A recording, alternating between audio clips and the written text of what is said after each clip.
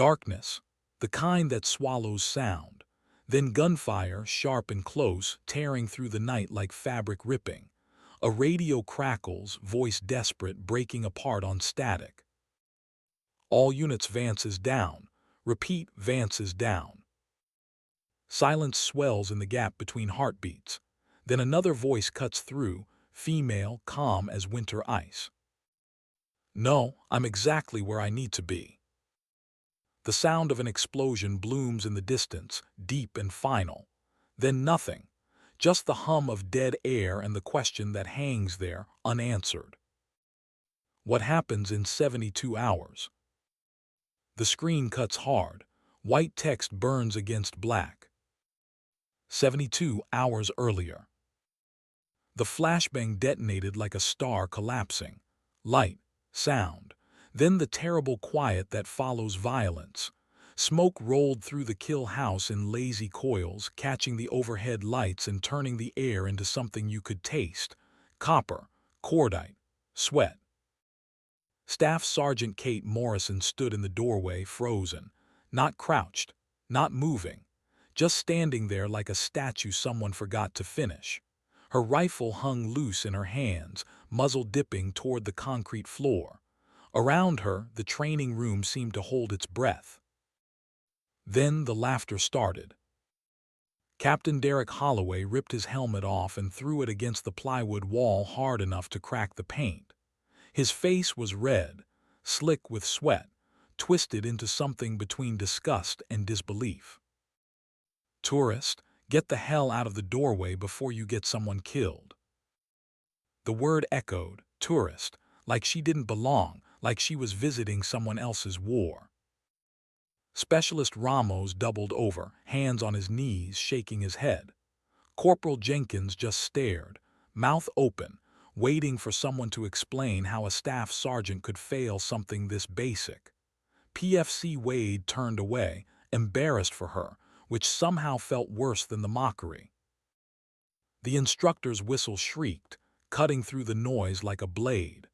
Sergeant First Class Morris stepped into the light, clipboard in hand, face carved from granite and patience worn thin.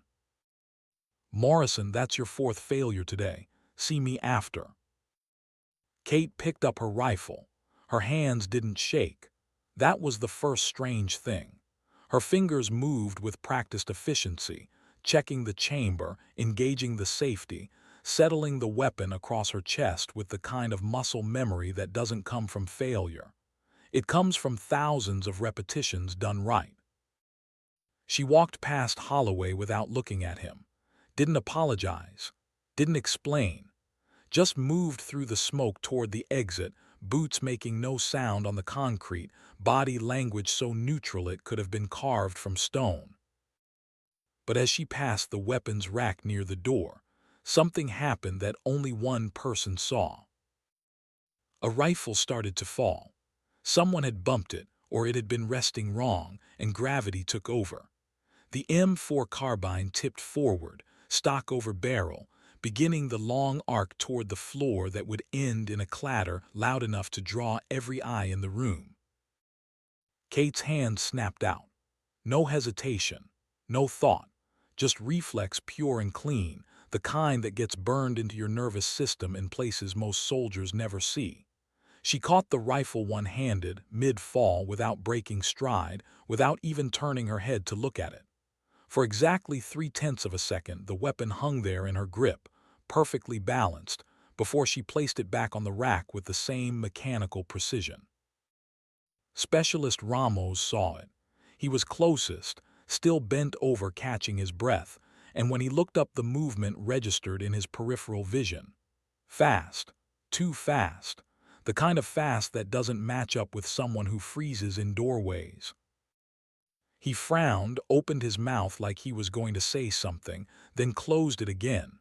Probably nothing, probably just luck. But the frown stayed. From the observation balcony overlooking the kill house, Master Sergeant Frank Dalton watched Kate Morrison disappear into the corridor beyond.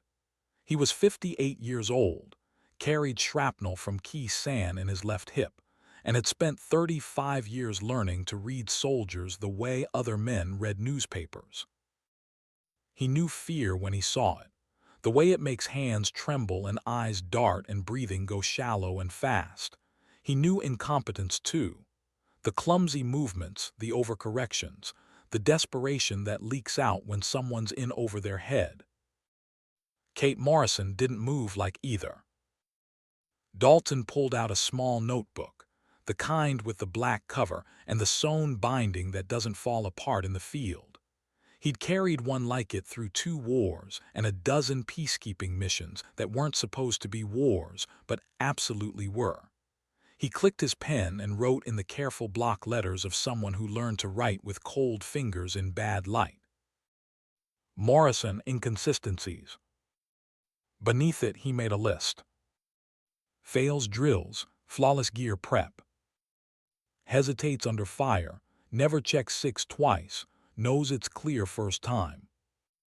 File says PTSD, eyes say operator. He stared at the last line for a long moment, then underlined it twice. His phone buzzed in his pocket, the vibration pattern sharp and insistent. Text message. He pulled it out, squinting at the screen in the dim light. The number wasn't saved in his contacts. The message was short. You asked about Morrison. Don't. That file's above your pay grade. Delete this message. Dalton read it 3 times.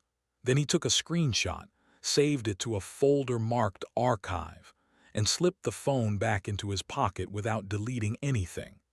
35 years had taught him that when someone tells you to stop looking, you've probably found something worth finding. The lights in the kill house flickered once, then steadied. Down below, the next training rotation was filing in, fresh-faced and nervous, waiting for their turn to learn how quickly things go wrong in close quarters. Dalton watched them for a moment, then looked back at his notebook. He didn't delete the message. And that decision, small and quiet and made in the space between one breath and the next, would change everything. Night settled over Fort Carson like a blanket someone forgot to shake out. Heavy, uneven, full of lumps and shadows that didn't quite sit right. The barracks were never truly quiet. Somewhere down the hall, someone's phone played music too loud. 2 rooms over, Jenkins and Wade were arguing about something pointless the way soldiers do when they're bored and tired and still too wired to sleep. Kate Morrison sat on her bunk in the corner room, the one they'd given her because no one wanted to bunk with the sergeant who couldn't hack it. She'd stripped off her duty uniform down to a gray tank top and field pants, dog tags hanging in the hollow of her throat, catching the light from the single desk lamp she'd left on. When she pulled the tank top over her head, the light caught the scars. They ran across her ribs on the left side, 4 parallel lines, raised and pale against skin that had seen too much sun in places with no names. Not shrapnel scars. Those were random, chaotic, the signature of explosions that don't care about symmetry. These were too regular, too deliberate. They looked almost like claw marks if claws could cut that deep and still let you live. Or maybe burns, but the wrong kind, not fire, something else. Kate touched them absently, fingers tracing the topmost line from sternum to spine, a habit so old she didn't even notice she was doing it anymore. Then her hand moved higher, pushing back the hair behind her right ear. There was a device there, small, flesh-colored, shaped like a hearing aid but not quite right, too smooth, too precise. A tiny LED light blinked green at the base, steady as a heartbeat, and when she pressed it with her fingertip, the light changed to amber. She whispered, voice barely louder than breathing. "Status check." The device hummed, not out loud but inside her skull, a vibration that traveled through bone and made her teeth ache. Then a voice, mechanical and flat, the kind that comes from speakers too small to carry any humanity. "Protocol active. 84 hours remain." Kate closed her eyes. Her jaw clenched once, hard enough to make the muscle jump, then relaxed. Acknowledged. She pressed the device again. The light went back to green. The humming stopped. In the sudden quiet, she could hear her own heartbeat, slow and steady, 52 beats per minute, the resting rate of someone whose body has been trained to stay calm when everything else is screaming. 84 hours, 3.5 days, then what? She didn't say it out loud. Didn't need to. The question hung in the air anyway, heavy and patient and waiting for an answer that wouldn't come. Kate pulled her tank top back on and lay down on the bunk, staring at the ceiling. The paint was industrial white, marked with water stains that looked like continents on a map of nowhere. She'd spent a lot of nights staring at ceilings like this. Too many. In too many places that all blurred together into one long deployment punctuated by failures she couldn't explain and successes she couldn't claim. Somewhere down the hall, the music got louder, then cut off abruptly. Someone shouted something good-natured and obscene. Normal soldier sounds. The kind that meant safety and routine and a world that made sense. Kate didn't belong to that world anymore. Maybe she never had. She closed her eyes and tried to sleep, knowing she wouldn't, but going through the motions anyway because that's what you do when you're waiting for something you can't name. While Kate lay motionless in her bunk, 3 buildings away in the admin offices, Frank Dalton sat in front of a computer screen that glowed blue in the darkness. The office was supposed to be locked. He had a key he wasn't supposed to have, and a password he'd borrowed from a clerk who owed him favors going back to Desert Storm. The screen showed a login portal for JWICS, the Joint Worldwide Intelligence Communications System, the classified network where secrets go to die quietly behind firewalls and clearance levels that most people don't even know exist. Dalton's clearance was secret, good enough for most things, not good enough for what he was about to try. He typed slowly, 2 fingers, the way men his age type when they learned on typewriters and never quite made peace with keyboards. Search Kate Morrison, Yemen. The cursor blinked, the hard drive spun, then the screen went red. File SCALED, Yankee White clearance required. Yankee White, that was presidential level. The kind of clearance you need to guard nuclear launch codes or handle intelligence so sensitive that knowing it exists is itself classified. Dalton stared at the red text, feeling something cold settle in his stomach. He tried again. Search Morrison Special Operations. This time the response was faster. 0 MATCHES found. That didn't make sense. 0 matches meant she'd never served in special operations, but everything about her screamed operator. The way she moved, the way she prepped her gear, that impossible rifle catch. You don't learn that in regular infantry. You learn it in places that don't put their names on buildings. He tried one more search, knowing it was pushing his luck, knowing that somewhere in the belly of the server farm, logs were being written and flags were being raised. Search Ghost Units 2023-2024. The screen went black, not red this time, just black. Then a single line of white text appeared, cold and bureaucratic. Warning: unauthorized search pattern detected. Session terminated. Incident logged. The system kicked him out. The login screen reappeared, blank and waiting like nothing had happened. But something had. Somewhere, someone had just been notified that Master Sergeant Frank Dalton was asking questions he shouldn't be asking. His phone rang. Not a text this time, an actual call. The ringtone cut through the quiet office like a scream. Unknown number. Dalton let it ring twice more, then answered. Hello. The voice on the other end was digitally masked, run through a modulator that stripped out everything human and left behind something that sounded like it was being spoken by a machine pretending to be a person. Sergeant Dalton, stop digging. Dalton's hand tightened on the phone. His pulse kicked up, adrenaline hitting his system the way it used to in the field when the shooting started. "Who is this?" "Someone who's trying to keep you alive. Morrison is not your concern." "She's on my base. That makes her my concern." "No, she's an asset in transition. Stay away." Dalton opened his mouth to argue, then stopped. Asset in transition. That was intelligence language. The kind of phrase they use when they're moving pieces on a board most people can't see. He changed tactics. "What kind of asset?" "The kind you don't have clearance to know about. The kind that gets people hurt when they ask too many questions. This is your only warning." The line went dead. Not a click. Just silence, sudden and complete, like the person on the other end had simply stopped existing. Dalton sat in the dark office, phone still pressed to his ear, listening to nothing. He pulled the phone away and stared at the screen. The call had lasted 43 seconds. No caller ID.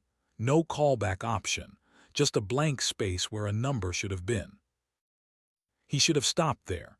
Should have logged out, locked up, gone back to his quarters and forgotten the whole thing. Should have. 35 years of following orders told him to leave it alone. But 35 years of staying alive told him something else. He pulled up his contacts and scrolled to a name he hadn't called in 6 years. Rick Brennan. Old Delta buddy. Retired now, working private security, the kind that keeps security clearances even after you leave the uniform. Dalton attached a photo to a text message, a screenshot he'd taken earlier of Kate walking through the training area, face visible, high resolution. "Need a favor, run this face, biometric check, whatever you can find." He hit send before he could talk himself out of it. The message showed delivered, then read. 3 dots appeared, disappeared, appeared again. Then a response. "Give me 20. Dalton sat back in the chair and waited. The office was too quiet. Outside, he could hear the distant sound of a Humvee engine turning over, someone running night maintenance checks. Normal base sounds, but nothing felt normal anymore. 19 minutes later, his phone buzzed. "Frank, that facial rec is flagged in 3 databases I can't even name. Whoever she is, she doesn't exist. Officially. I'm deleting this conversation. You should too. Don't contact me about this again." Dalton read the message 5 times. Then he deleted it like Rick had asked. But he took a screenshot first, same as before, and saved it to that archive folder that was getting fuller by the hour. 3 databases, flagged, doesn't exist. He shut down the computer, locked the office, and walked back to his quarters through air that tasted like rain that hadn't fallen yet. His hip ached where the shrapnel lived, the way it always did when the weather changed or when he was stressed. Tonight it was both. Kate Morrison was a ghost. The kind the military makes when they need someone to do things they can't officially acknowledge. And now, that ghost was failing basic training drills and sleeping 50 yards from his office. The question wasn't who she was anymore. The question was what happened to make her this way. And what would happen when whatever was broken inside her finally gave out completely. Dalton didn't sleep that night. He lay in his bunk and listened to the bass settle into its nighttime rhythms, and thought about ghosts, and wondered how long it would take before this one disappeared for good. Morning formation came at 05:30 with all the grace and subtlety of a car wreck. The entire company stood in ranks while the first sergeant read announcements nobody listened to, and the co pretended to care about things like haircut standards and proper wear of the PT belt. Kate stood in the back row, eyes forward, face blank, while Holloway's voice carried across the formation from 3 rows up. "You hear Morrison's getting discharged. Medical review signed off yesterday." Someone laughed. Kate didn't turn, didn't react, just kept her eyes on the middle distance and breathed the way she'd been taught: 4 counts in, 4 counts hold, 4 counts out, 4 counts hold. Combat breathing. The kind that keeps your heart rate down when people are shooting at you, or when they're talking about you like you're not there. Shame, though, she probably used to be something. Used to be past tense, like she was already gone. Formation broke. The company scattered toward the chow hall, toward motor pool, toward whatever tasks filled the hours between waking up and going to sleep again. Kate walked toward the training office, knowing Morris would be waiting, knowing what he was going to say before he said it. The office smelled like coffee and old paper, and the particular kind of frustration that comes from trying to make soldiers out of people who don't want to be soldiers. Morris sat behind a desk that had seen better decades, Kate's file open in front of him, red ink marking failures in a column that ran longer than successes. He looked up when she entered, didn't ask her to sit, just looked at her with tired eyes that had seen this story before and knew how it ended. "Morrison, we need to talk about your status." "Yes, Sergeant." "You failed 14 of 15 drills this cycle. Your written scores are fine. Your PT scores are above standard. But when it comes to live fire, close quarters, anything requiring split-second decisions, you freeze. Every time." Kate said nothing. What was there to say? It was all true, every word. Morris leaned back in his chair. It creaked under his weight, a sound like bones settling. "I've got your discharge papers right here. Medical review says PTSD, severe, unresponsive to treatment. You'll get an honorable full benefits medical coverage. It's a good deal, all things considered." He slid the papers across the desk. They were already filled out, already signed by everyone who needed to sign them, just waiting for her signature to make it real. Kate looked at them without touching them. 3 years of her life reduced to forms in triplicate: honorable discharge, full benefits, a good deal, all things considered. "How long do I have?" 72 hours. Final evaluation starts tomorrow at 0600. It's a formality at this point, but regulations say you get one last shot. Pass that and these papers go away. Fail and you're out. He said it like passing wasn't even a possibility, like the evaluation was just a checkbox on the way to the inevitable. "Understood, Sergeant." Morris looked at her for a long moment, something like sympathy trying to surface in his expression and not quite making it. "For what it's worth, Morrison, I don't think you're broken. I think whatever happened over there, it changed something, made you second-guess yourself. Maybe getting out is the right move. Maybe you'll find something else." "Maybe." She picked up the papers without looking at them and left the office. Outside, the Colorado sun was already burning off the morning clouds, turning the sky that particular shade of blue that seems too bright to be real.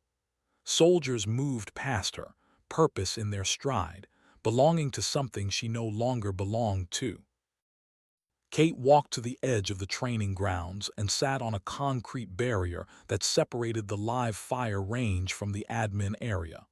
The papers felt heavy in her hands, heavier than they should. Just paper and ink and the end of everything she'd been for the last decade.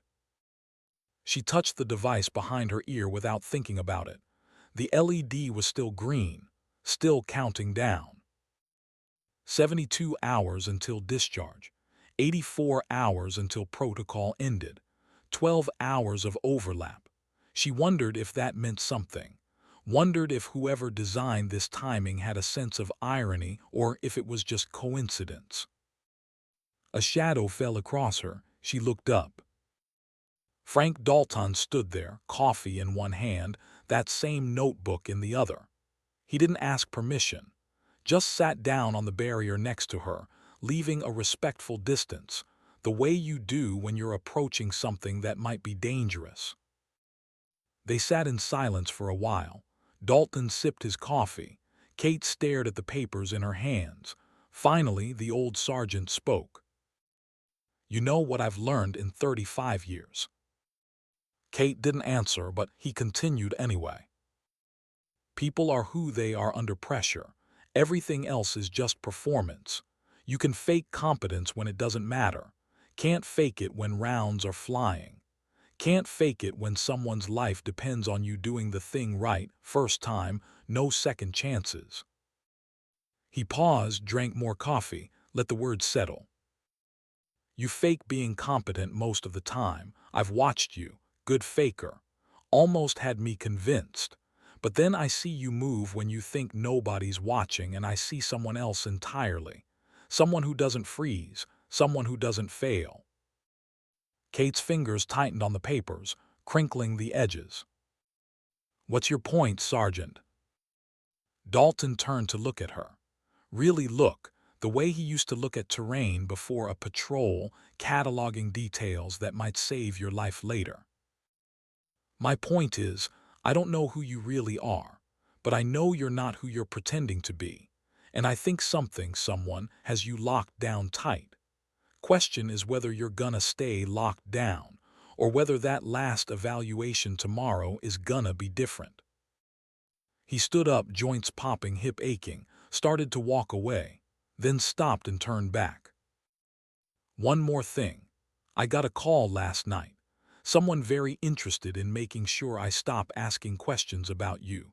Someone with enough pull to know I was asking before I'd barely hit enter." Kate looked up at him, and for just a second something flickered behind her eyes. Not fear, not anger, something colder. Something that made Dalton remember why he'd spent 35 years learning to read people, because some people are more dangerous than they look, and the dangerous ones are the ones who can hide it best. "You should listen to them, Sergeant. Stop asking questions." "Probably, but I'm old and stubborn and I've survived worse than phone calls. So I'll ask you instead. Who are you really, Kate Morrison?" She didn't answer, just stood, folded the discharge papers and slipped them into her cargo pocket. When she spoke, her voice was quiet, almost gentle. "Someone who's running out of time." She walked away. Dalton watched her go, watched the way she scanned the area without seeming to, watched the way she gave a wide berth to a corner where she'd have no visibility, watched her move like someone who'd spent years staying alive in places where a single mistake meant you didn't come home. He opened his notebook and added one more line to his list. "She knows what she is. Question is whether she remembers." The final evaluation briefing came at 1600 in the main conference room. The entire company was there, 37 soldiers in various states of attention and exhaustion. Colonel Barnes stood at the front, pointing at a projected map of the training area with a laser pointer that kept drifting off target. "Gentlemen and lady," he nodded toward Kate without quite looking at her. "Tomorrow at 0600, you'll begin a 72-hour SEER exercise. Survival, evasion, resistance, escape." He clicked to the next slide. Terrain map, mountainous, 50 square miles of Colorado wilderness that the Army had been using to make soldiers miserable since before Barnes was born. "You'll be divided into two-man teams, dropped at different points along the perimeter. Your mission is simple. Evade the OP-4 hunter teams for 72 hours or reach the extraction point here." The laser pointer finally hit its target, a clearing marked in red 15 miles north of the drop zone. OP-4 consists of 30 instructors equipped with paintball markers, radios, thermals. They will be hunting you. If they mark you, you're dead. If you're dead, you fail. If you fail, you recycle or you're out, depending on your status. His eyes flicked to Kate for a fraction of a second. Everyone knew what depending on your status meant. It meant Kate was out. Rules of engagement. No lethal force, obviously. No leaving the training area boundaries. No outside assistance. You'll have basic load minus ammunition. Water but no food. A map, a compass, nothing else. Survive on what you find or what you can improvise. He clicked through several more slides about safety protocols and emergency extraction procedures that nobody listened to because they were thinking about 72 hours in the mountains being hunted by instructors who'd done this hundreds of times and knew every trick. Team assignments will be posted at 0500 tomorrow. Any questions? Holloway raised his hand. Sir, what about Morrison? She'll be a liability to whoever gets paired with her. Barnes' expression didn't change, but something flickered in his eyes, something that looked almost like pity. Morrison will be evaluated on her individual performance, Captain, as will you. Focus on your own survival. It wasn't an answer, but it was all he was going to give. The briefing ended. Soldiers filed out, already forming groups, already strategizing. Kate was the last to leave. She walked slowly, like someone savoring something they know they'll never taste again. In the hallway outside, Holloway stood with Ramos, Jenkins, and Wade. They were laughing about something, that easy camaraderie of people who trust each other not to fail when it matters. When Kate passed, Holloway's voice rose just loud enough to make sure she heard. 72 hours with Morrison on our 6. Might as well just paint ourselves orange and wait for Op 4 to collect us. More laughter. Kate kept walking. Her face showed nothing. But her hand, hidden in her cargo pocket, touched those discharge papers, felt the weight of them, the finality. 72 hours, then it would all be over, one way or another. She spent that evening alone in the barracks, packing her ruck with the mechanical precision of someone who'd done it 1,000 times. Water bladder 3 liters, tourniquet, pressure bandages, multi-tool, paracord, strobe light, signal mirror. Every item had its place, every pocket its purpose. Muscle memory from years of packing for missions that didn't have names. When she was done, she pulled out a small black box from the bottom of her locker, hidden under a folded poncho liner. The box was metal, unmarked, secured with a combination lock. She dialed the numbers from memory and opened it. Inside, wrapped in a soft cloth, was a photograph. 7 people stood in a narrow alley, mud-brick walls rising on either side, harsh sunlight creating shadows so black they looked painted on. The background showed Arabic writing on a storefront sign. The people in the photo wore civilian clothes, no uniforms, no rank. Their faces were blurred, deliberately, the kind of blur you get from software designed to protect identities. All except one. A man, maybe 40, stood second from the left. His face was clear, sharp, every detail visible. He was missing his left eye, the socket covered by a black patch. On his neck, just visible above the collar of his shirt, was a tattoo. A dagger, point down, wrapped in wings. The kind of ink you don't get in a parlor. The kind you earn. Kate stared at the photo. Her finger traced the man's face, so gently it barely touched the paper. Almost over, Marcus. Just 72 more hours. The device behind her ear beeped, sharp, insistent, different from before. She pressed it. Warning, elevated stress markers detected. Protocol integrity at 78%. Recommend sedation. Her jaw clenched. 78%. She'd been at 84 this morning. The degradation was accelerating, faster than they'd predicted, faster than was safe.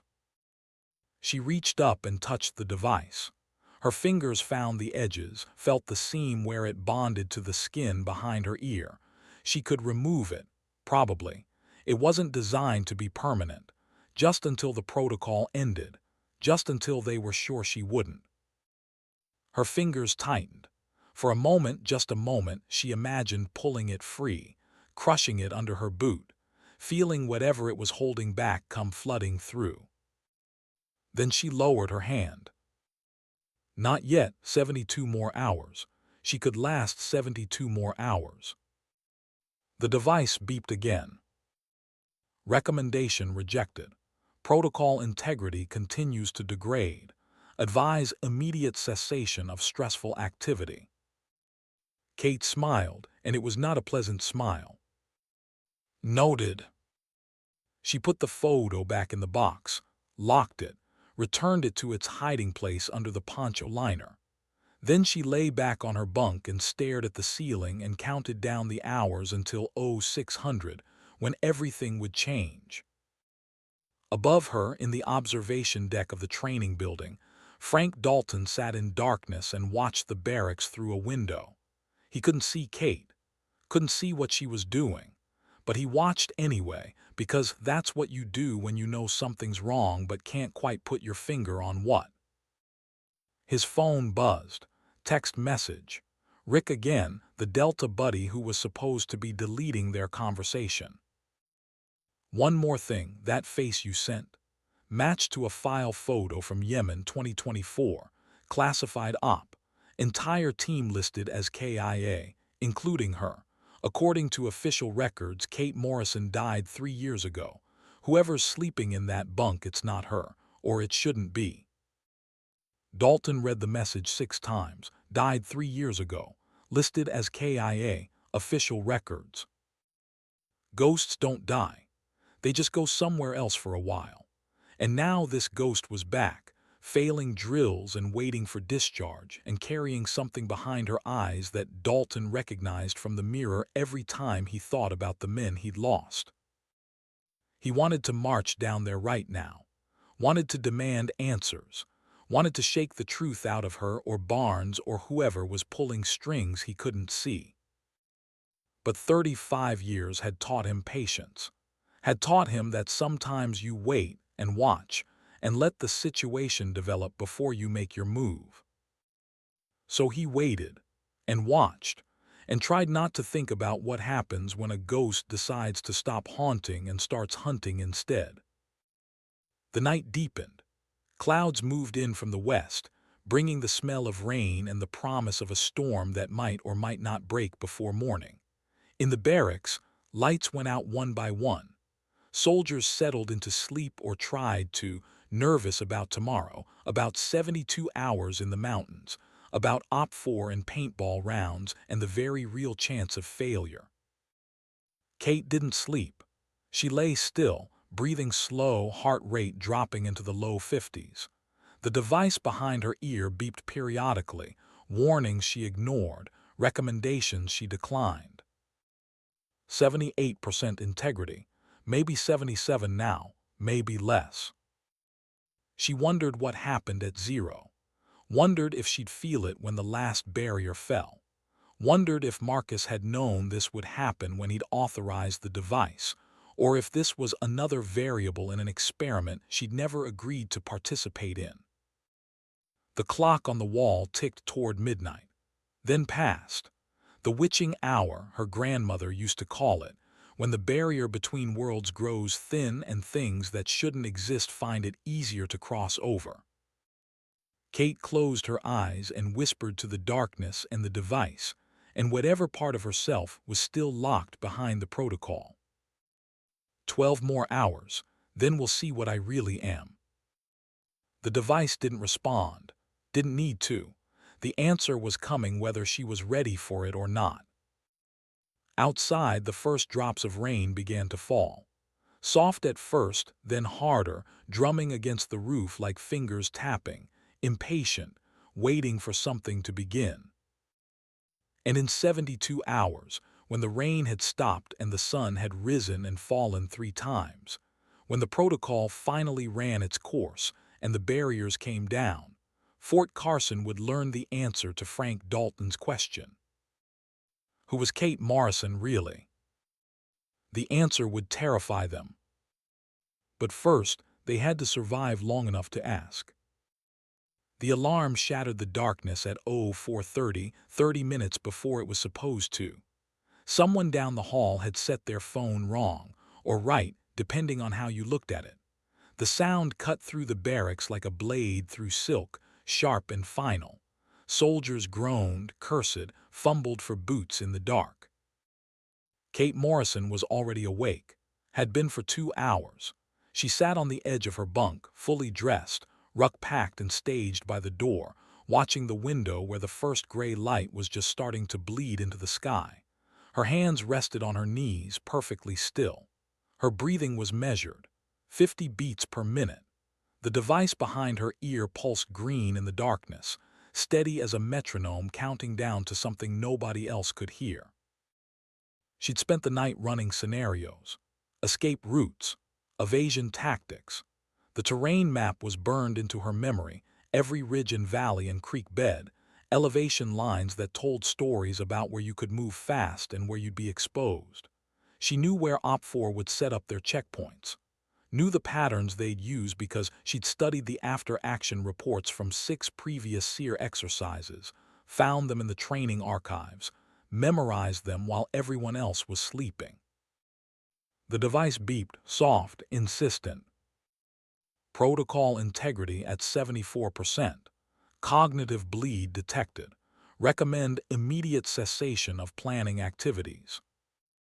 She pressed it once, silencing it, ignoring the recommendation the way she'd ignored the last dozen. Cognitive bleed.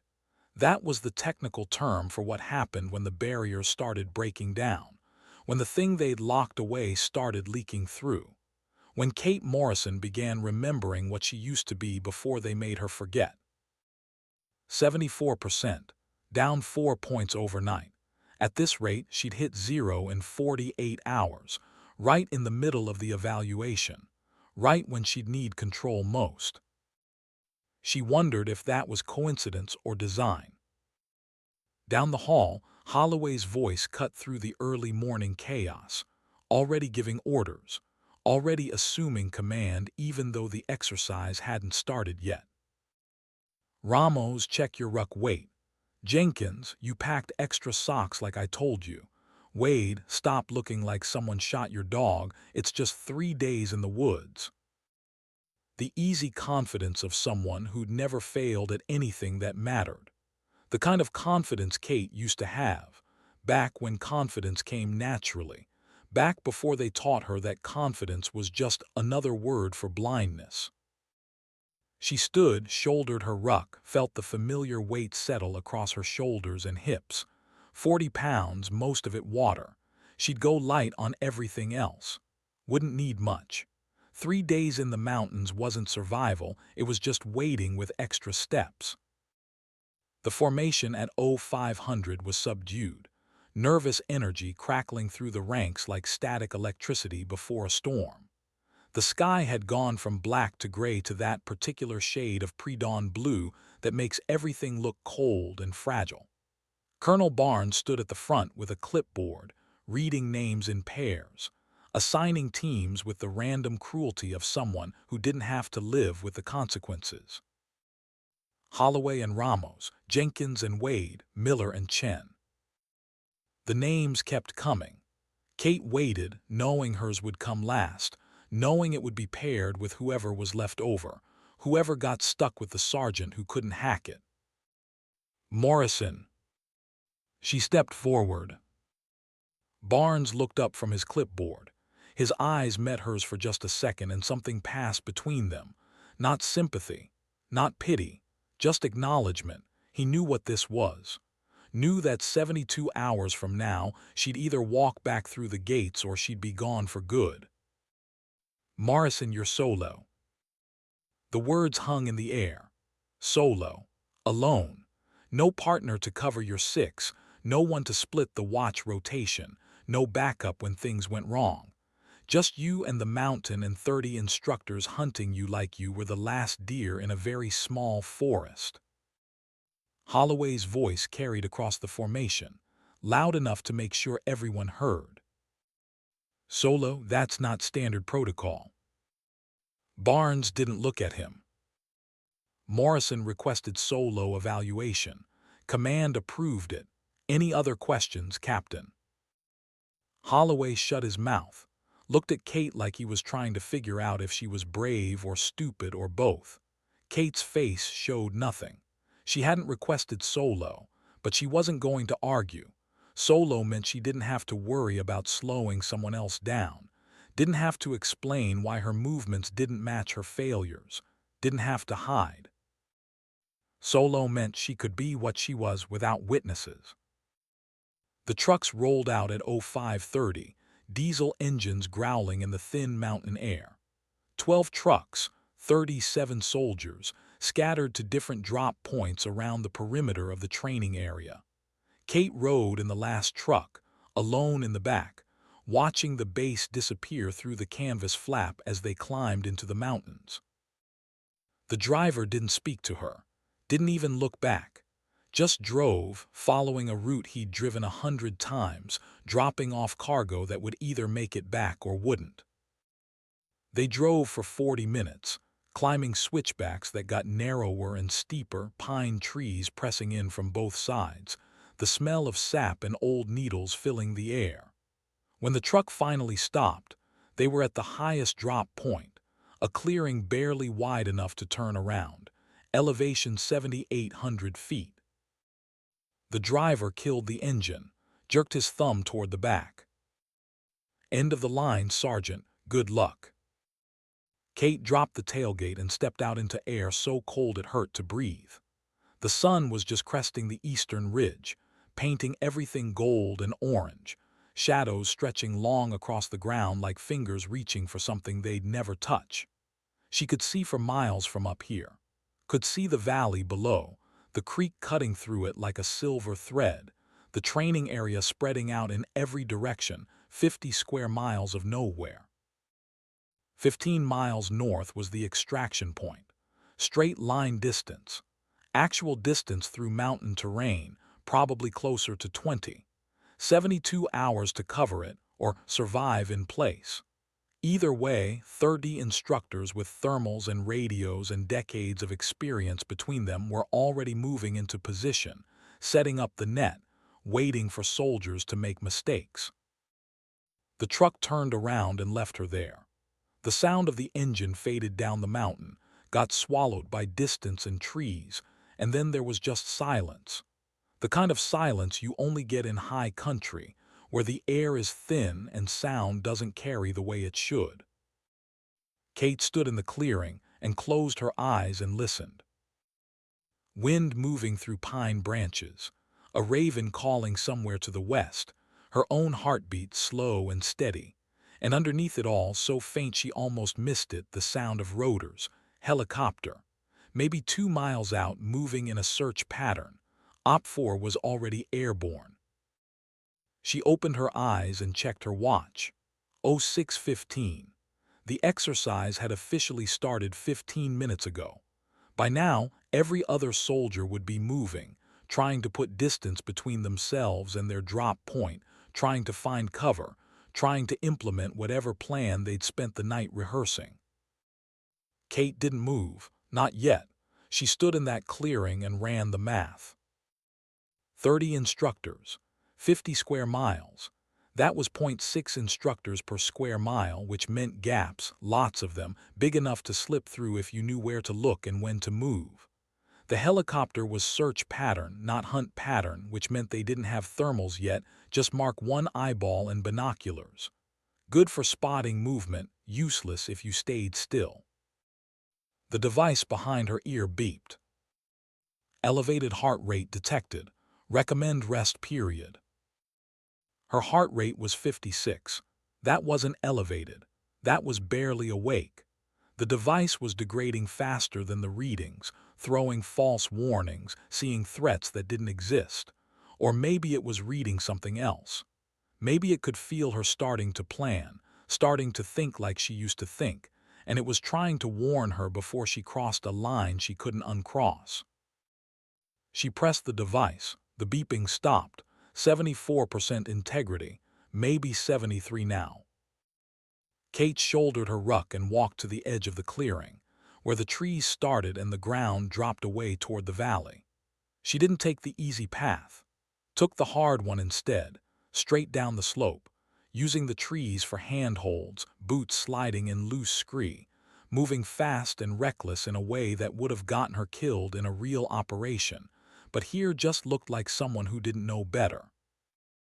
She crashed through brush loud enough to wake the dead, snapped branches, left a trail a blind man could follow, made it 100 yards down the slope before she stopped, breathing hard, sweat starting despite the cold.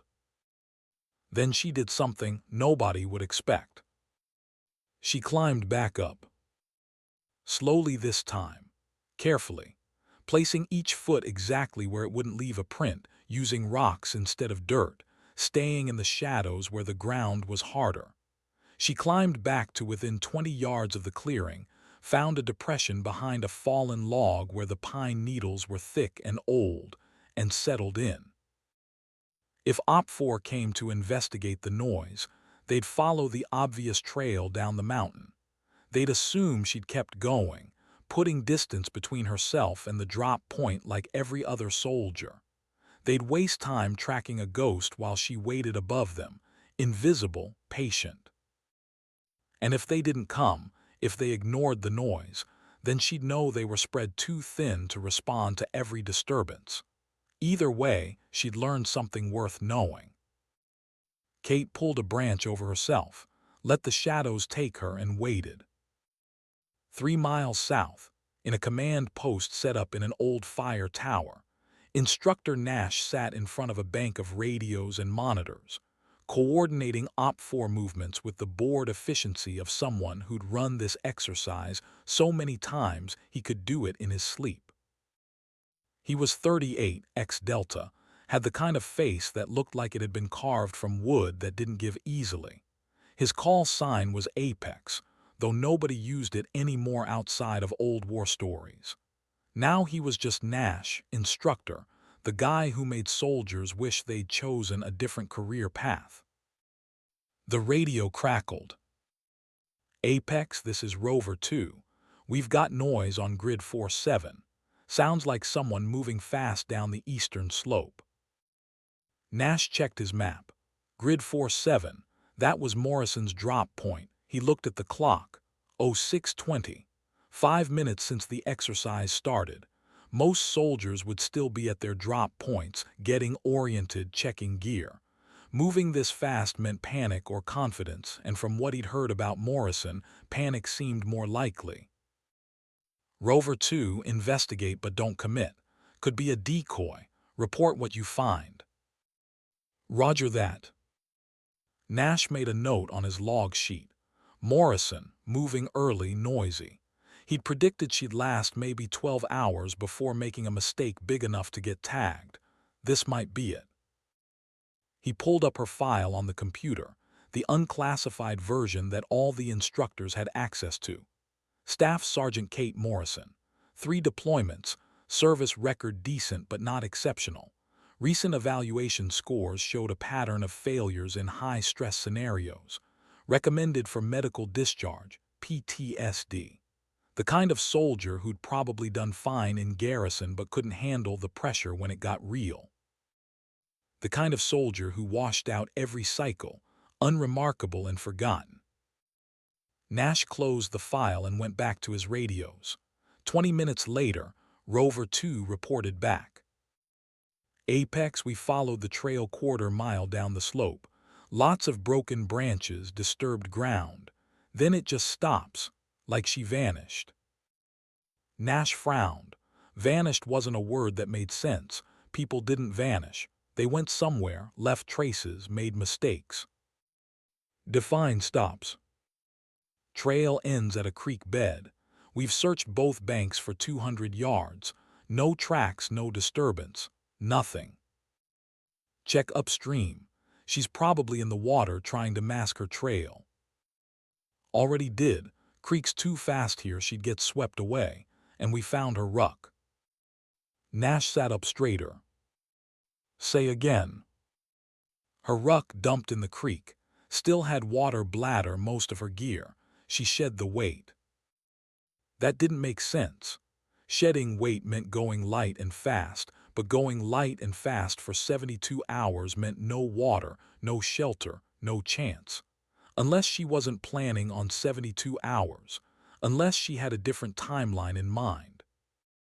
Rover 2 marked the location and continue search pattern. She's on foot, no gear, she won't get far. Roger. But even as he said it, Nash felt something cold settle in his gut. The instinct you develop after enough time in the field, the one that tells you when something's wrong even before your brain catches up. Morrison wasn't acting like a failing soldier. She was acting like someone with a plan. He made another note on his log. Morrison, possible evasion specialist. Recommend elevated priority. Then he got back on the radio and started repositioning his assets, tightening the net, calling in the helicopter for a thermal sweep of the area around Grid 47. He had 30 instructors and 50 square miles. She had nothing but trees and time. Should be easy. So why did it feel like the start of something he wasn't ready for? Kate lay in her hide position behind the fallen log and listened to OPFOR search the area below. She could hear them clearly, their boots on rocks, their voices carrying up the slope, the occasional burst of radio chatter.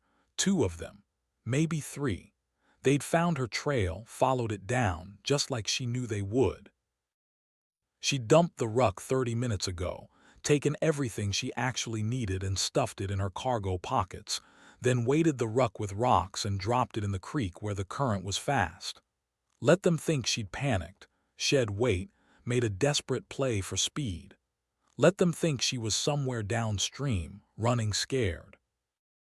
Meanwhile, she was 20 yards above them, close enough to throw a rock and hit them, watching through gaps in the branches as they searched in exactly the wrong direction. The device beeped, quiet, almost apologetic. Protocol integrity at 71%. Motor control anomalies detected. Motor control. That meant her hands were starting to remember things they shouldn't. Muscle memory bleeding through. The way you disassemble a rifle in the dark. The way you move through a room clearing corners. The way you kill someone without making noise. She flexed her fingers, testing. They felt normal, but normal was relative when you'd spent 3 years being dampened, suppressed, locked down. Normal might be the problem. Below, one of the instructors keyed his radio. Apex, this is Rover 2, trails cold. We're expanding search radius. The response came back, tinny and distant. Roger, Thermal Bird inbound your location. ETA 5 mics. Thermal, that changed things. Thermal could see through trees, through shadows, through most kinds of concealment. Could see body heat like a lighthouse in the dark. Kate had maybe 3 minutes before that helicopter arrived and turned her hide position into a spotlight. She waited until the instructors moved further down the slope, voices fading, attention focused away. Then she moved. Not away, toward. She came down the slope like water, fast and silent, using the terrain, letting gravity do the work. Passed within 15 feet of where Rover 2 had been standing 2 minutes ago. Found their trail, the boot prints in soft ground, the disturbed pine needles. Followed it backward, moving uphill now, slower, testing each step. 5 minutes of careful movement brought her to their vehicle, a Humvee parked in a service road a quarter mile from her original drop point. The engine was still warm, keys in the ignition. Radio mounted on the dash, squelching softly with traffic from other teams. Kate stood next to the Humvee and ran the calculation. She could take it, drive it right out of the training area, be at the extraction point in 40 minutes. End the exercise, pass the evaluation, keep her discharge papers from becoming real. But that wasn't the play. That was too easy, too obvious, and it wouldn't tell her what she needed to know. Instead, she opened the door, reached under the dash and pulled 3 fuses from the fuse box. Radio, starter, fuel pump, pocketed them, closed the door, walked away. By the time Rover 2 got back to their vehicle, they'd be stranded. No comms, no mobility, and they'd have to call it in on their backup radio, which meant everyone would know that Morrison hadn't just evaded, she'd actively sabotaged. The device beeped again, louder this time, urgent. Warning, tactical planning exceeding baseline parameters. Protocol integrity at 68%. 68. She'd lost 6 points in 30 minutes. The barriers were coming down faster now, accelerating. By nightfall, she'd be in the 50s. By tomorrow morning, maybe the 30s. And somewhere below 20, according to the briefing they'd given her 3 years ago, she'd cross a threshold where the conditioning stopped being protective and started being just memory. Where Kate Morrison would remember everything they'd made her forget. She pressed the device and kept moving. The helicopter arrived 10 minutes later, rotors beating the air into submission, thermal camera sweeping the forest in methodical grids. Kate heard it coming, found a creek bed where the water was just deep enough to cover her body heat, and submerged herself up to her nose. The water was snowmelt, so cold it felt like knives, stealing breath and heat and any illusion of comfort. She stayed under for 6 minutes, watching the helicopter pass overhead twice, listening to the turbines change pitch as it circled, searched, found nothing. When it finally moved on to search another grid, she climbed out shaking, lips blue, fingers numb. Hypothermia was a risk now. Real risk. She needed heat, needed to move, needed to get blood flowing before her core temperature dropped into the danger zone. She ran, not away from OPFOR, toward the next checkpoint she knew they'd set up based on the old after-action reports. Ran hard, arms pumping, legs burning, generating heat through pure kinetic energy. The device screamed warnings she ignored.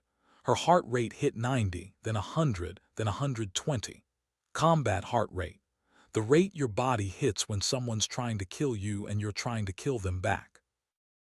She ran for 20 minutes, covered 2 miles of rough terrain, and when she stopped, she wasn't cold anymore. She was warm, alive, every sense dialed up to 11. Her vision was sharper, her hearing more acute. She could smell the pine sap and the ozone from the approaching storm and something else, something chemical. Gun oil. OPFOR was close. She dropped into a crouch, controlling her breathing, letting her heart rate come down. Scanned the terrain ahead. There, 300 yards northeast, a ridgeline with good visibility, perfect overwatch position. And sitting on that ridgeline, barely visible through the trees, 2 instructors with rifles and radios. Checkpoint, just where she knew it would be. Kate smiled. It was not a nice smile. She circled wide, giving them a quarter-mile berth, moving through dead ground where the terrain blocked their line of sight.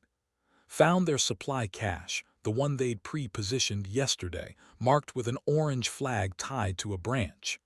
Inside the cache, water, MREs, extra radio batteries, a thermal blanket. She took the radio batteries, left everything else, used her knife to carve a message into the tree trunk next to the cache. 3-0, thanks for the batteries, K. Then she was gone, moving north, putting distance between herself and the checkpoint, leaving confusion in her wake.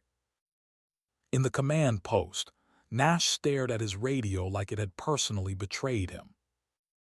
Say that again. The voice on the other end belonged to Rover 2, and it sounded equal parts angry and embarrassed.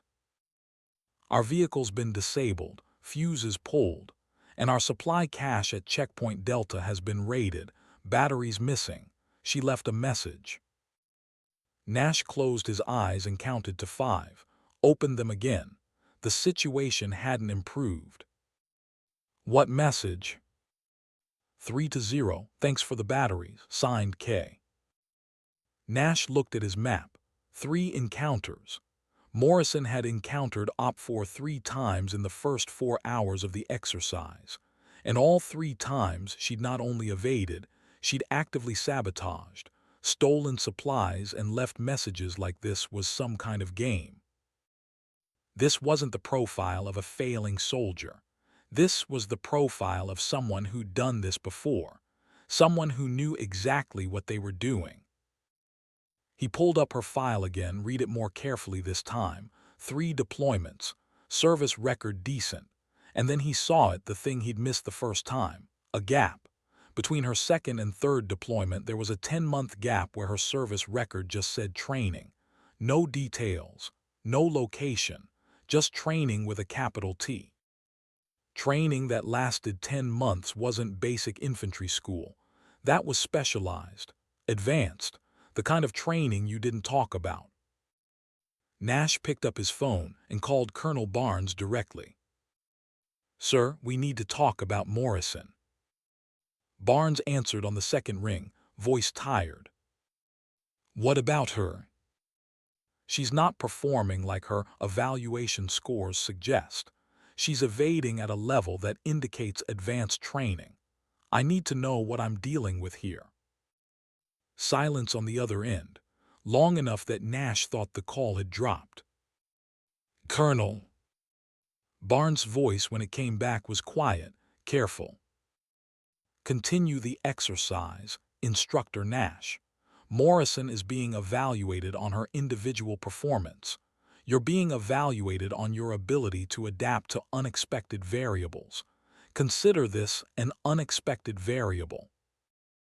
Sir, with respect, if she's got specialized training that we don't know about, that affects how we deploy assets. I need more information." "What you need, Instructor, is to do your job. The exercise continues." Barnes out. The line went dead.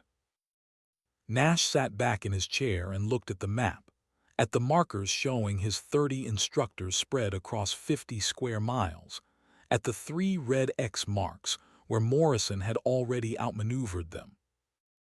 He'd been doing this for 12 years, had run SEER exercises against Rangers, against Special Forces candidates, against cocky lieutenants who thought they were smarter than they were. He'd seen every trick, every tactic, every desperate play. But he'd never seen anyone treat it like a game, never seen anyone keep score. 3-0. He got on the radio and started repositioning everyone, tightening the net, calling in favors. This wasn't about the exercise anymore. This was about pride, professional pride, the kind that doesn't let you accept that one lone sergeant with no gear and a failing evaluation could make you look like amateurs. Morrison wanted to play games. Fine, let's play. He keyed the radio. "All units, this is Apex. New rules of engagement. Morrison is priority 1. All other targets are secondary. I want a net from grid 4-5 to grid 6-2. Thermals on continuous sweep.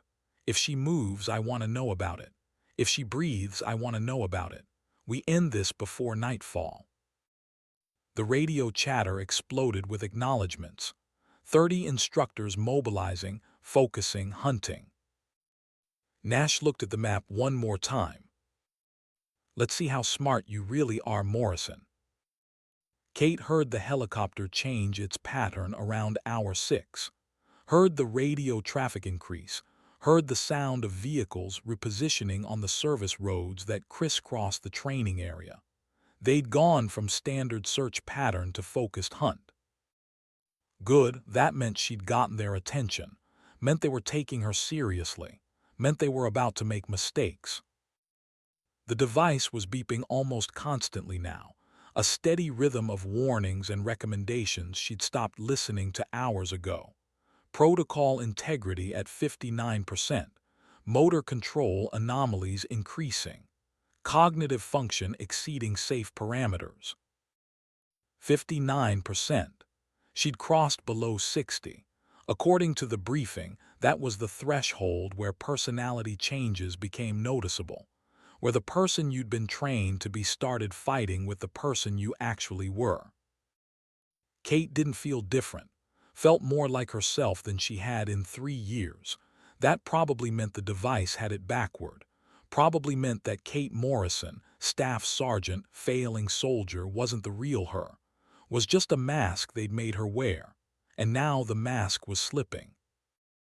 She found a game trail heading north and followed it for an hour, moving fast, eating up distance. The extraction point was still 12 miles out, but she wasn't going there. Not yet. Had other plans first. The trail opened into a clearing where a creek crossed, water running clear and cold over smooth stones. Kate stopped at the edge, scanning. Good ambush site. Too good. Which meant OPFOR would either use it or avoid it, depending on whether they thought they'd think it was too obvious. She smiled. The kind of tactical recursion that made her head hurt 3 years ago now came naturally, effortlessly, like a language she'd always spoken but had to pretend to forget. She didn't cross the clearing, circled it instead, wide and careful, and found exactly what she was looking for. Boot prints in soft ground, fresh, maybe 30 minutes old, 2 sets moving in a patrol pattern. OPFOR was staging an ambush. Kate followed the boot prints backward, moving silent now, every step deliberate. Found the position they'd set up, a small depression with good fields of fire, covered by brush. Found the disturbed ground where they'd been lying prone. Found the cigarette but one of them had buried but not deep enough. They'd left, maybe 20 minutes ago, based on how the disturbed ground was settling, which meant they'd gotten called away, repositioned, pulled into the net that was tightening around the area. Kate looked at the creek, at the clearing, at the perfect ambush site they'd abandoned, and had an idea. It took her 40 minutes to set it up. She used paracord from her pocket, tied it across the game trail at ankle height, nearly invisible in the underbrush. Attached one end to a branch she'd bent back and secured with a slip knot, the other end to a pile of dead branches she'd stacked carefully. When someone hit the tripwire, the branch would snap forward and the pile would collapse, making noise, drawing attention. And anyone who came to investigate would find a boot print, deliberately made, pointing north toward the extraction point. While they were investigating, she'd be moving south, back toward her drop point, back toward the area they'd already searched and dismissed. Classic misdirection. The kind of thing they taught in advanced evasion courses. The kind of thing Kate Morrison's official training record said she'd never attended. She finished the setup and was backing away when the device gave a different kind of beep. Not a warning, an alert. Critical threshold approaching. Protocol integrity at 51%. Immediate intervention required. 51, below 50. That was the red line. Below 50, according to the briefing, personality integration became unstable. Below 50, you started remembering things that weren't supposed to be remembered. Started becoming someone you weren't supposed to be. Kate reached up and touched the device. It was warm, warmer than it should be. Like it was working overtime, burning through power, fighting a losing battle against something it couldn't contain. She could remove it now. Probably should. Before it failed completely and took her down with it. But something stopped her. Some part of her that still believed in the protocol, still trusted that the people who designed this knew what they were doing. Or maybe she was just curious. Wanted to see what happened when the barriers came all the way down. Wanted to meet the person she used to be before they locked her away. She pressed the device one more time, acknowledging the alert, and kept moving south. Behind her the tripwire waited, patient, ready. The sun was starting to dip toward the western ridges when Specialist Ramos hit the wire. He was part of a 4-man team Nash had sent to sweep the northern quadrant, moving fast, trying to cut off Morrison's route to the extraction point. He wasn't paying attention to the ground. Was watching the trees, watching for movement, watching for anything except the piece of paracord stretched across the trail at exactly the right height. His boot caught it. The branch snapped forward with a crack like a rifle shot. The pile of deadfall collapsed, And Ramos went down hard, his rifle clattering against rocks, his radio squawking. The 3 instructors with him converged immediately, weapons up, scanning for threats. "Contact, we've got something." It took them 90 seconds to figure out it was a trap, another 60 to find the boot print pointing north.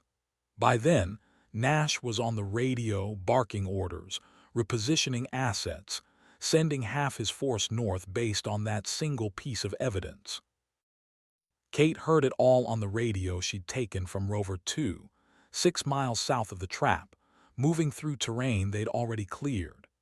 She listened to them scramble, listened to the frustration in Nash's voice, listened to 30 professional instructors get played by one sergeant with no gear and a failing evaluation. She found a spot with good visibility, settled in behind a rock outcropping, and allowed herself a moment of satisfaction. 6 encounters now. 6 times she'd evaded or sabotaged or misdirected. The score in her head read 6-0, and the game wasn't even half over. The device beeped. Protocol integrity at 47%. 47, below the red line, below the threshold where the conditioning was supposed to hold, and yet she felt fine, felt better than fine, felt like she was finally waking up from a 3-year sleep. She pulled out the radio batteries she'd stolen, examined them. Standard military issue, lithium-ion, good for 72 hours of continuous use. She didn't need them. Her radio worked fine, but that wasn't why she'd taken them. She'd taken them to prove a point, to herself, to whoever was watching, to prove that she could.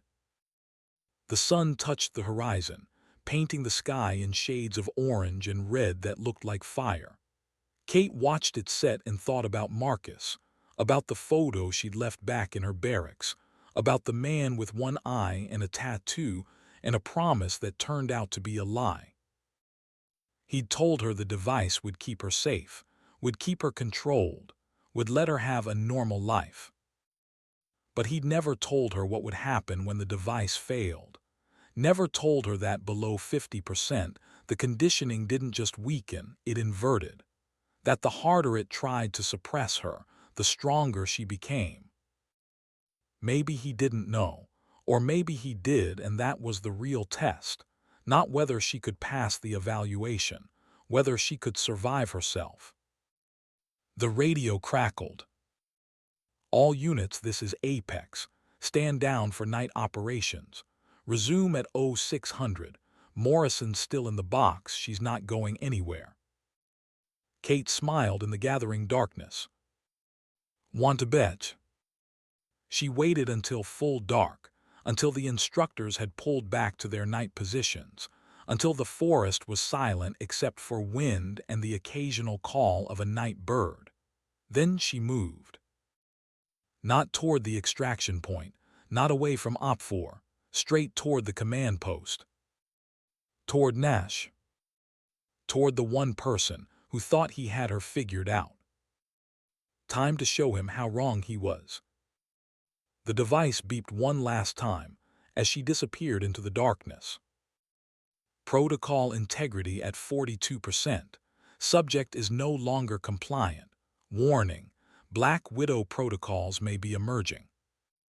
Kate heard the warning, heard the words Black Widow echo in her skull like a bell she'd heard before but couldn't quite place. Black Widow. Why did that sound familiar? She pushed the thought aside and kept moving. The forest swallowed her whole, and somewhere in the distance, thunder rumbled. The storm was coming. And Kate Morrison, or whoever she was becoming, was going to meet it head-on. In the command post, Nash sat in front of his monitors and tried to figure out where he'd gone wrong. 6 encounters, 6 failures. His instructors were good, experienced, professional, and they'd been outmaneuvered by one sergeant who, according to her file, couldn't pass a basic combat drill. Something didn't add up. He pulled up her training record again, Looked at that 10-month gap, that single word. Training. What kind of training turns a mediocre soldier into this? His phone rang. Colonel Barnes. Nash answered immediately. Sir. How's the exercise going, instructor?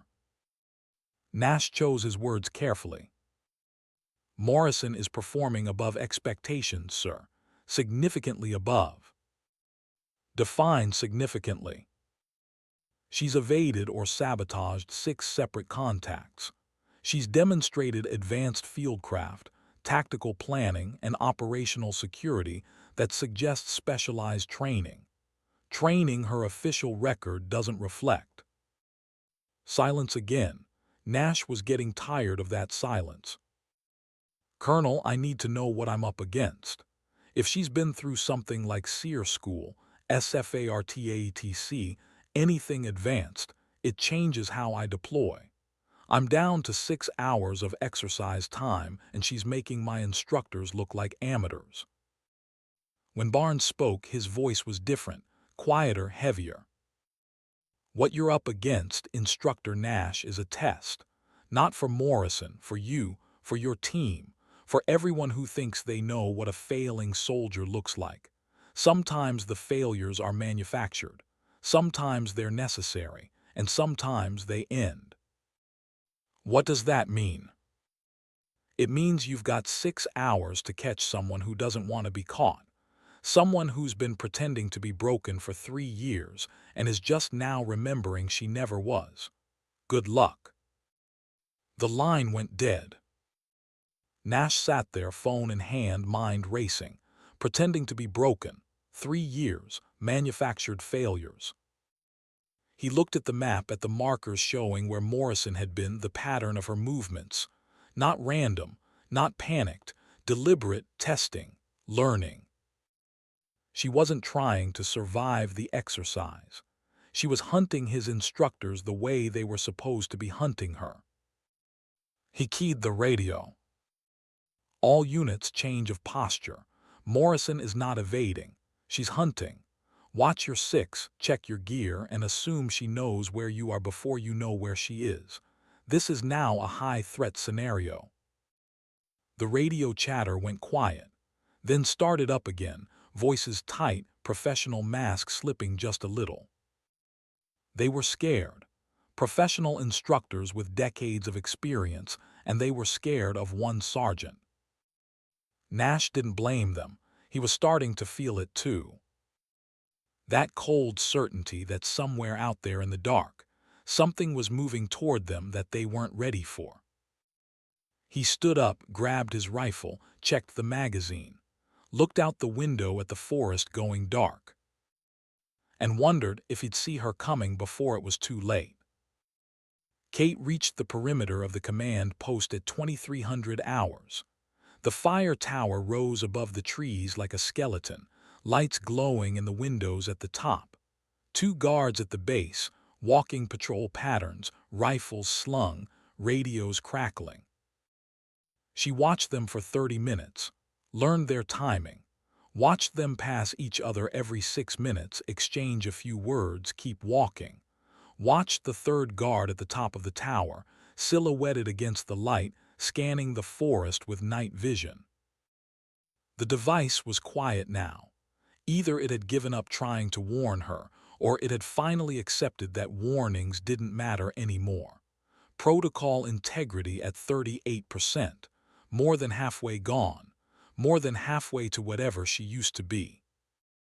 She felt good, felt clear, felt like every move was the right move, like her body knew things her mind hadn't caught up to yet.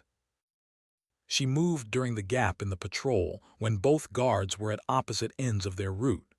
Moved fast and low, using shadows, using terrain. Reached the base of the tower without making a sound.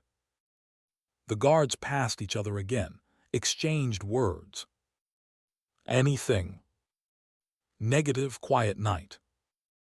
Yeah, Morrison's probably 10 miles from here, hiding under a rock. They laughed, kept walking.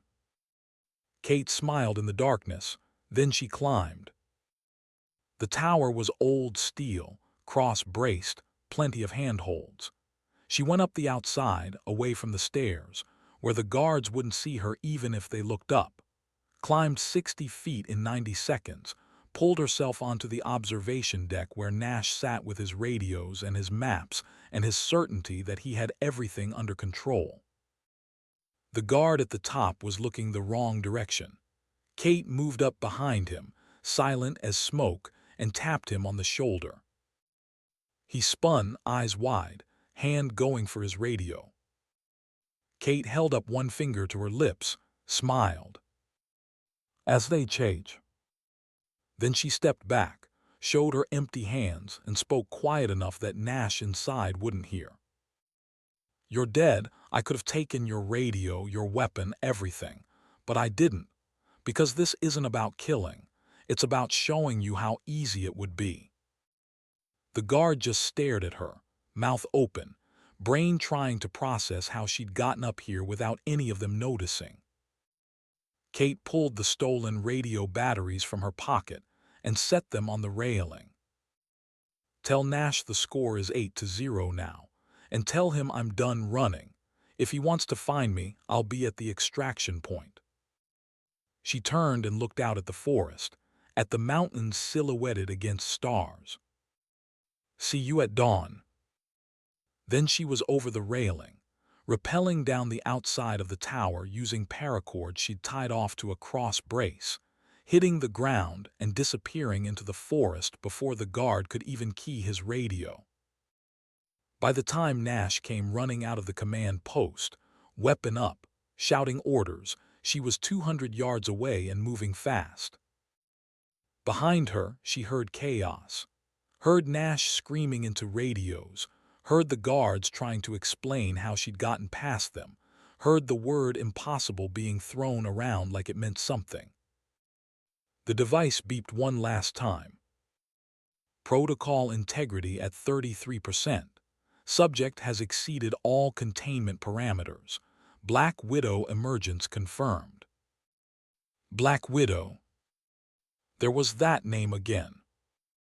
Kate stopped running, stood in a clearing where moonlight cut through the trees in silver columns, reached up and touched the device behind her ear. Black Widow, not just a name, a designation, a program, something she'd been part of before they locked her down, something dangerous enough that they'd built a device to suppress it.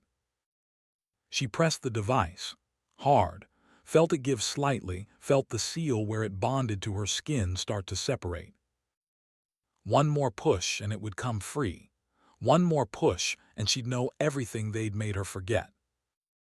Her finger hesitated on the edge of the device. Did she want to know? Did she want to meet that person? The one they'd been so afraid of that they'd locked her in her own head for 3 years. Thunder rolled across the mountains. The storm was close now, minutes away. She could smell the rain coming, could feel the electricity in the air. Kate made her decision. She pulled the device free. There was a moment of silence, of stillness, where nothing happened and she thought maybe it had all been a lie, maybe there was nothing underneath, maybe Kate Morrison was all there ever was. Then the memories hit. Yemen, the compound, Marcus's voice on the radio saying words she'd forgotten. Black Widow protocol, authorization code, execute. The feeling of becoming something else, something cold and efficient and utterly without fear. 39 kills in 8 hours. Moving through that compound like death itself, room by room, target by target, no hesitation, no mercy, just mission completion in its purest form. The faces of her team, not dead, alive, staged, the whole thing a test to see what she'd do when she thought she was alone and everyone she cared about was gone. She'd passed, oh God, she'd passed, and that's when they'd gotten scared, when they'd realized what they'd created. The memories kept coming, cascading, 3 years of locked-away experiences flooding back all at once. Every mission, every kill, Every moment of perfect clarity when she'd stopped being human and started being weapon. Black Widow, the designation for operators who'd crossed a line, who'd become so efficient at violence that they couldn't integrate back into normal military structure, who needed to be controlled, managed, locked down. Kate fell to her knees in the clearing, the device crushed in her fist, rain starting to fall in cold, hard drops. She remembered everything now, including what Marcus had done, how he'd used her, how he'd created Black Widow and then locked it away when it got too dangerous, too unpredictable, too good at what it did. The rain came harder. Kate looked up at the sky, let the water wash over her face and screamed. Not in pain, not in fear. In rage. Pure, clean, focused rage at the man who'd made her into a monster and then told her she was broken, who'd stolen 3 years of her life, who'd made her believe she was failing when she'd never failed at anything. The scream echoed across the mountains, got swallowed by thunder, became part of the storm. When it ended, Kate stood, calm again, clear. She knew who she was now, knew what she was, and she knew what she had to do. The exercise didn't matter anymore. The evaluation didn't matter. The discharge papers didn't matter. What mattered was finding Marcus, making him answer for what he'd done. But first, she had to finish what she'd started, had to prove that Black Widow wasn't broken, wasn't contained, wasn't something that could be locked away and forgotten. She looked north, toward the extraction point, and started walking. Not running, walking, calm, controlled, inevitable. The storm raged around her. Lightning split the sky, thunder shook the ground. And Kate Morrison, Black Widow, Ghost, walked through it all like she owned the night. Because she did. Behind her, scattered across 50 square miles, 30 instructors hunted for a sergeant who didn't exist anymore. Ahead of her, at the extraction point, a helicopter waited that would never carry her away. And somewhere beyond the mountains, beyond the exercise, beyond everything she'd been told was true, Marcus Hale was watching, waiting.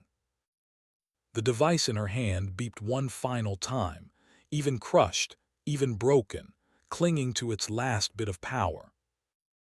Protocol complete. Subject designation Black Widow. Status active. God help us all. Then it went dark forever. Kate dropped it in the mud and kept walking. The game had changed. And she was done playing defense. Dawn came slow and cold, bleeding into the sky like a wound that wouldn't close. The storm had passed sometime after midnight, leaving the forest dripping and fresh, the air sharp with ozone and pine. Kate Morrison stood at the edge of the extraction point clearing, watching the eastern horizon turn from black to gray to that pale shade of gold that comes just before the sun breaks free. She'd been standing there for 2 hours, waiting, not hiding, just waiting, visible to anyone who cared to look, a silhouette against the tree line that might as well have been carved from stone. The device lay somewhere behind her in the mud, crushed and forgotten. Without it, the world felt different, sharper, like someone had cleaned a lens she hadn't realized was dirty.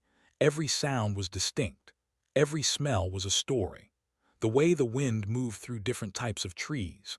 The difference between a bird call that meant curiosity and one that meant alarm. The feel of the ground beneath her boots, how it told her about moisture content and how recently someone had walked this path. She remembered all of it now. 3 years of suppressed training, suppressed missions, suppressed identity flooding back in a cascade that had left her kneeling in the rain, gasping like she'd been held underwater and finally allowed to surface. Black Widow, the designation they'd given her after Yemen, after she'd proven that one operator with the right motivation could outperform an entire platoon, after she'd killed 39 enemy combatants in 8 hours and walked out of that compound without a scratch, without hesitation, without remorse. They'd been testing her. Marcus had admitted it later, in the debriefing room that felt more like an interrogation. The hostages were plants. The mission was staged. Her team's deaths were theater, actors playing corpses while she rampaged through that compound like the angel of death itself. And she'd passed. God help her, she'd passed with flying colors. That's when they'd gotten scared. When they'd realized what they'd created. An operator so efficient, so cold, so utterly focused that she didn't fit anywhere in the normal command structure. Couldn't be trusted to make moral decisions because morality wasn't part of her programming anymore. Could only be aimed and released, a bullet in human form. So they'd locked her down, built the device, told her it was therapy, told her it was for her own good, told her Marcus had died in the same attack that killed her team, given her a legend to believe in, a martyred commander to honor, a reason to accept the cage they'd built inside her own skull. 3 years of living half alive. 3 years of failures that weren't failures, of weakness that was really strength held in check, of being told she was broken when she'd never been more whole. The rage had passed sometime around 0300, burned itself out like a fire that runs out of fuel. What remained was colder, clearer, purpose without the heat of emotion to cloud it. She would find Marcus, would make him answer for what he'd done, would force him to look at what he'd created and acknowledge it. But first she had to end this, had to prove that Black Widow wasn't a mistake to be buried, was a tool that could still serve, could still protect, could still choose. That was the thing they'd never understood. Black Widow wasn't about the killing. It was about the choice, about being so good at violence that you could afford to show restraint, about being the biggest threat in the room and choosing, every single time, not to pull the trigger. Kate heard them coming 20 minutes before they arrived, the sound of rotors cutting through morning air, the heavy beat of a Black Hawk maybe too, not the light observation helicopters from yesterday, something bigger, something that could carry people. She didn't move, didn't take cover, just stood there and waited while the sound got louder closer, until the Black Hawk crested the ridge and came banking into the clearing, rotor wash flattening the grass, engine noise drowning out everything else. It touched down 50 yards from where she stood. The side door slid open, and Brigadier General Marcus Hale stepped out into the morning light. He looked older than the photo she'd burned. The years had carved new lines in his face, turned the gray at his temples to white, added weight to his shoulders that wasn't all muscle. But the patch was the same, still covering his left eye, still hiding whatever damage lay beneath. He stood there looking at her across 50 yards of grass, while the helicopter's engines wound down, and the quiet rushed back in to fill the space. Then he started walking, slow, deliberate, no weapon drawn, hands visible, the walk of someone who knew exactly how dangerous the person in front of him was and had decided to trust that danger wouldn't be used. Kate watched him come, didn't move, didn't speak, just waited while her former commander, her creator, her jailer, closed the distance between them until he stood 10 feet away, close enough to talk without shouting, far enough to react if things went wrong. They stood in silence for a long moment. The sun broke the horizon, turning the clearing gold, casting long shadows that pointed west like accusing fingers. Marcus spoke first. His voice was the same as she remembered, gravel and smoke and command. "Hello, Kate." She didn't answer, didn't give him the satisfaction of a response, just stared at him with eyes that had seen through 39 people in 8 hours and could see through him just as easily. He smiled, sad, tired. "You broke the device." It wasn't a question. Kate nodded anyway. Good, it was failing anyway. Another 12 hours and it would have damaged you. Permanent cognitive impairment. We couldn't have that. We. The word hung there like smoke. Kate's jaw tightened. Who's we, Marcus? You and the people who approved Black Widow. You and the people who staged Yemen. You and the people who decided I was too dangerous to exist without a leash. Marcus's good eye flickered. Something that might have been shame, might have been regret, but probably wasn't either. All of the above, and more. The program was bigger than me, Kate. I just designed it. They deployed it. And when you proved it worked too well, they shut it down, locked you away. Insurance against the day they might need Black Widow again. Kate felt something cold settle in her chest. Insurance. Like she was a weapon in storage, a tool on a shelf. Something to be pulled out when convenient and put away when not. You lied to me about everything. The mission, the team, your death, all of it. Marcus nodded, didn't try to deny it. Yes, because you wouldn't have accepted the device otherwise. Wouldn't have let us lock you down if you knew I was still alive. Still watching. You needed to believe I was worth honoring. Dead heroes are easier to obey than living commanders. Kate took a step forward. Marcus tensed but held his ground. You used me, turned me into something that couldn't exist in peace, then blamed me for what I became. I didn't blame you, I protected you. The alternative was a cell, permanent isolation, medical discharge with full disability and a handler making sure you never got within 100 miles of a weapon. The device let you keep your dignity, kept you in the service, gave you a chance at something like normal. Normal. Kate laughed. It was not a pleasant sound. You call 3 years of failing at things I could do in my sleep normal. You call being mocked by soldiers half as good as me normal. You call living in a cage inside my own head normal. Better than a cage made of concrete. The words hit like a slap.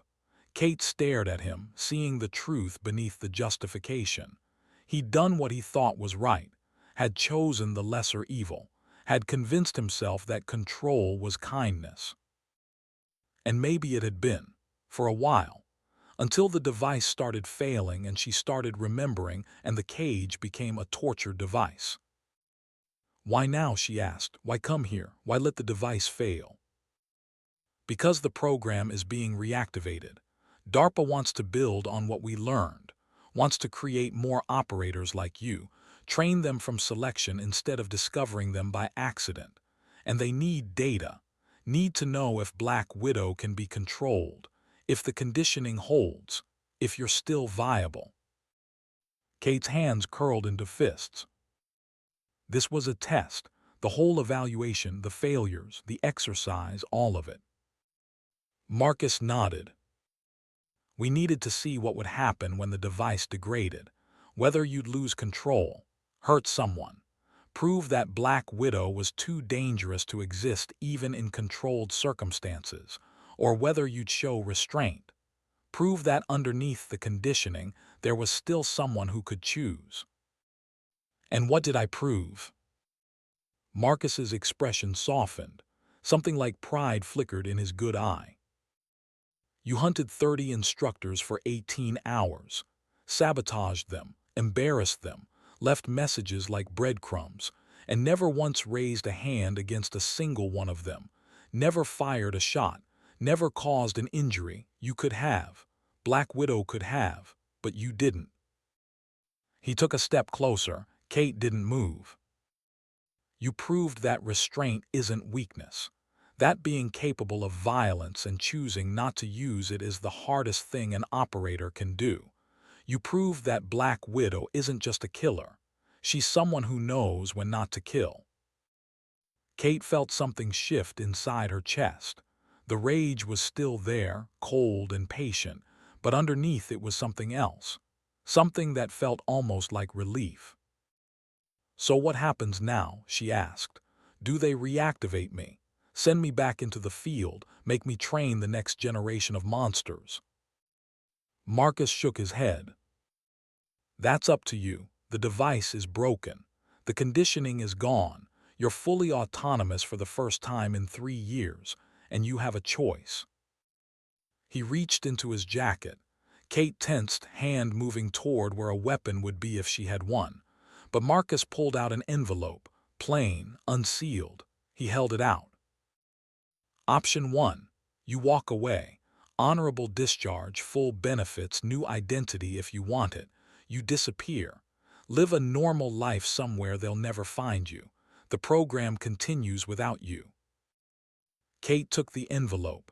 Inside were discharge papers, already signed, already approved, just waiting for her name at the bottom. And option 2. Marcus's face hardened. You come back, not as Black Widow, as an instructor. You train the new operators, teach them what you know. Make sure the next generation learns restraint along with lethality. Make sure what happened to you doesn't happen to them. Kate looked at the papers, looked at Marcus, looked past him at the helicopter where she could see figures moving in the cabin, armed, ready, insurance in case this conversation went a different direction.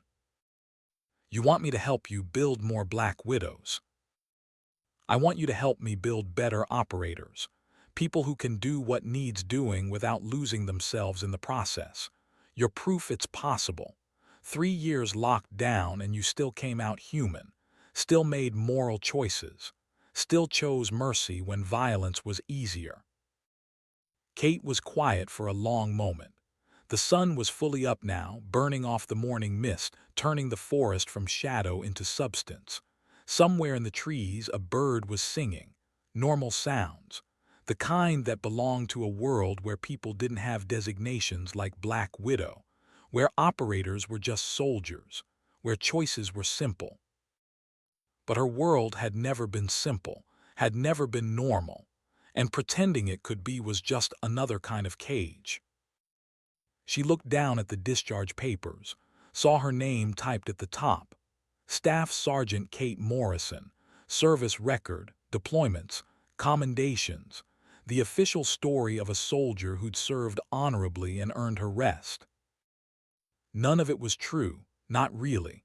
Kate Morrison was a legend, a cover story, a mask she'd worn so long she'd almost forgotten it wasn't her face. Underneath was Black Widow, and Black Widow had never failed at anything.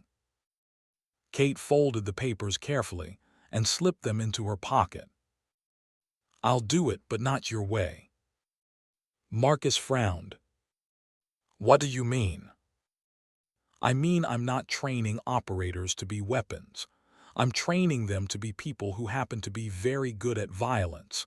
There's a difference, and if DARPA doesn't like it, they can find someone else. That's not negotiable, Kate. Yes, it is, because you need me more than I need you. You need proof that Black Widow can integrate, can function, can be trusted. And I'm the only proof you've got. So either we do this my way or I walk. And you can explain to your bosses why their billion-dollar program died because you couldn't compromise. Marcus stared at her, she stared back. The silence stretched, taut as a wire. Then Marcus smiled, real this time, not sad, not tired, proud. You really did become something extraordinary. I became what you made me. I'm just choosing what to do with it. Fair enough. We'll do it your way, train them to be people first, operators second. But Kate, if this goes wrong, if any of them lose control, it's on you. Kate nodded. I know, and I'll handle it, because that's what Black Widow does. She handles things no one else can. She pulled the discharge papers out of her pocket and tore them in half. The sound was sharp in the quiet morning. She let the pieces fall, watched them flutter to the grass like broken promises. Tell Colonel Barnes the evaluation is over. I passed. And tell your DARPA contacts that Black Widow is back, but she's not theirs anymore. She's mine. Marcus held out his hand. Welcome home, Sergeant. Kate looked at the hand, thought about Yemen, about 39 kills, about 3 years in a cage, about every lie and manipulation and moment of manufactured weakness. Then she took his hand and shook it. Once. Firm. The kind of handshake that seals a deal you both know might end badly but you're doing anyway. I'm not home yet, General, but I'm getting there. Marcus nodded and turned back toward the helicopter, stopped after a few steps. One more thing. The instructors you hunted yesterday, they want to meet you, want to know how you did it. You embarrassed them pretty badly. Good, they needed it. Marcus laughed, actually laughed. The sound was strange coming from him, like hearing a stone talk. I'll let them know. And Kate, the score was 8-0, don't let them forget it. He walked back to the helicopter and climbed in. The engines wound up. The rotors started turning. And then it was lifting off, banking away, leaving Kate alone in the clearing with torn discharge papers at her feet and the sun on her face. She stood there for a long time, thinking about choices, about cages, about the difference between being a weapon and being a person who knew how to use one. Then she started walking, not toward the extraction point, toward the command post, toward Nash and his instructors and the conversation that was going to be very interesting. She had a score to settle, not with violence, with truth. Time to show them who they'd really been hunting. The command post was exactly where she'd left it the night before. The fire tower rising above the trees, guards at the base looking tired from a night shift that had been more stressful than they'd expected. They saw her coming from 100 yards out, watched her walk up the access road like she owned it, which, in a sense, she did. One of them raised a hand. Kate stopped. Sergeant Morrison, the exercise is over. You're supposed to report to the admin building for debrief. I know, I'm here to see Instructor Nash first. The guards exchanged looks. The senior one, a corporal with a face like weathered leather, shrugged. He's expecting you, go ahead. Kate climbed the tower stairs. Each step echoed in the metal structure, ringing like bells counting down to something. At the top, she found Nash sitting at his desk, staring at a map covered in red markers, each one representing a point where she'd outmaneuvered his instructors. He looked up when she entered.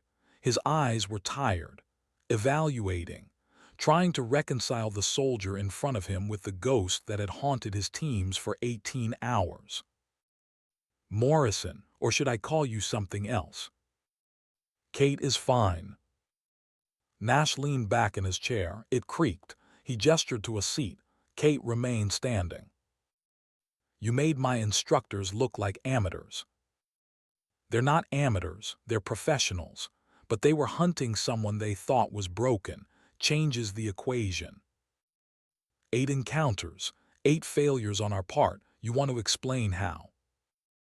Kate walked to the map, studied it, saw the pattern of her movements laid out in red ink, the web she'd woven without planning it, instinct and training making decisions faster than conscious thought could follow.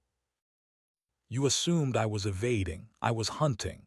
You assumed I was scared, I was curious. You assumed I'd run for the extraction point.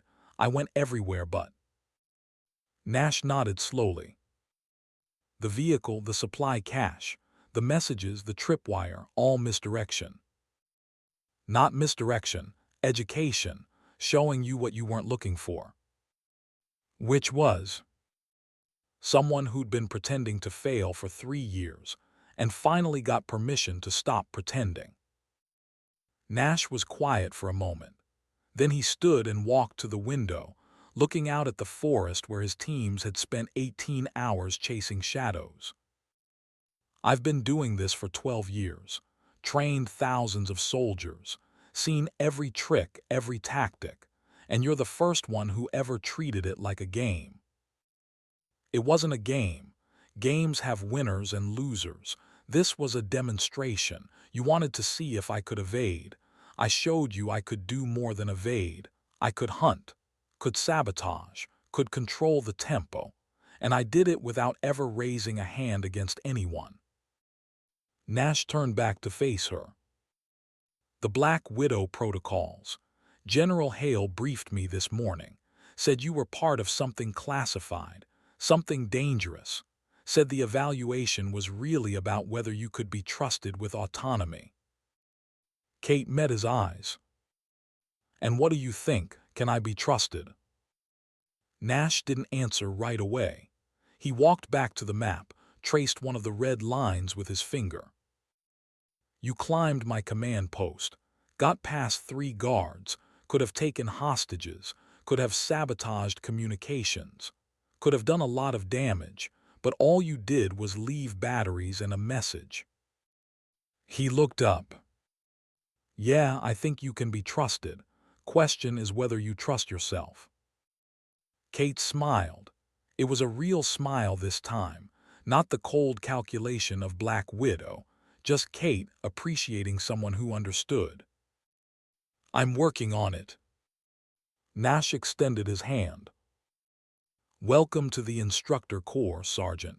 You start Monday, and I expect you to teach my people how you pulled off that tower infiltration.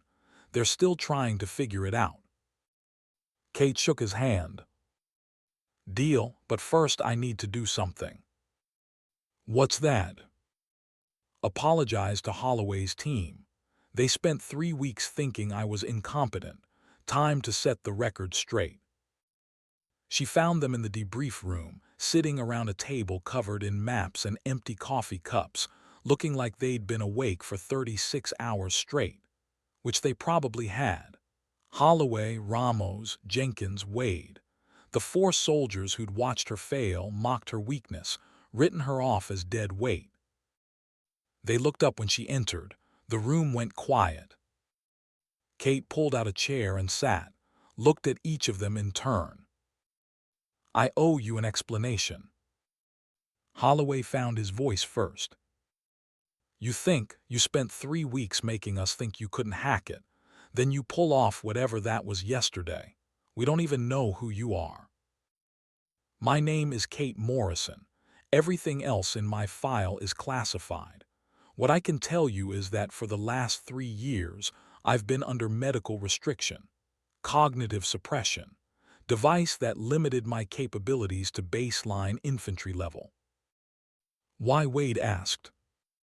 Because 3 years ago I proved I was too good at my job, and that scared people. So they locked me down, kept me controlled, made sure I couldn't be what I was trained to be. Which is Ramos. Someone you don't want as an enemy. The silence that followed was heavy. Jenkins cleared his throat.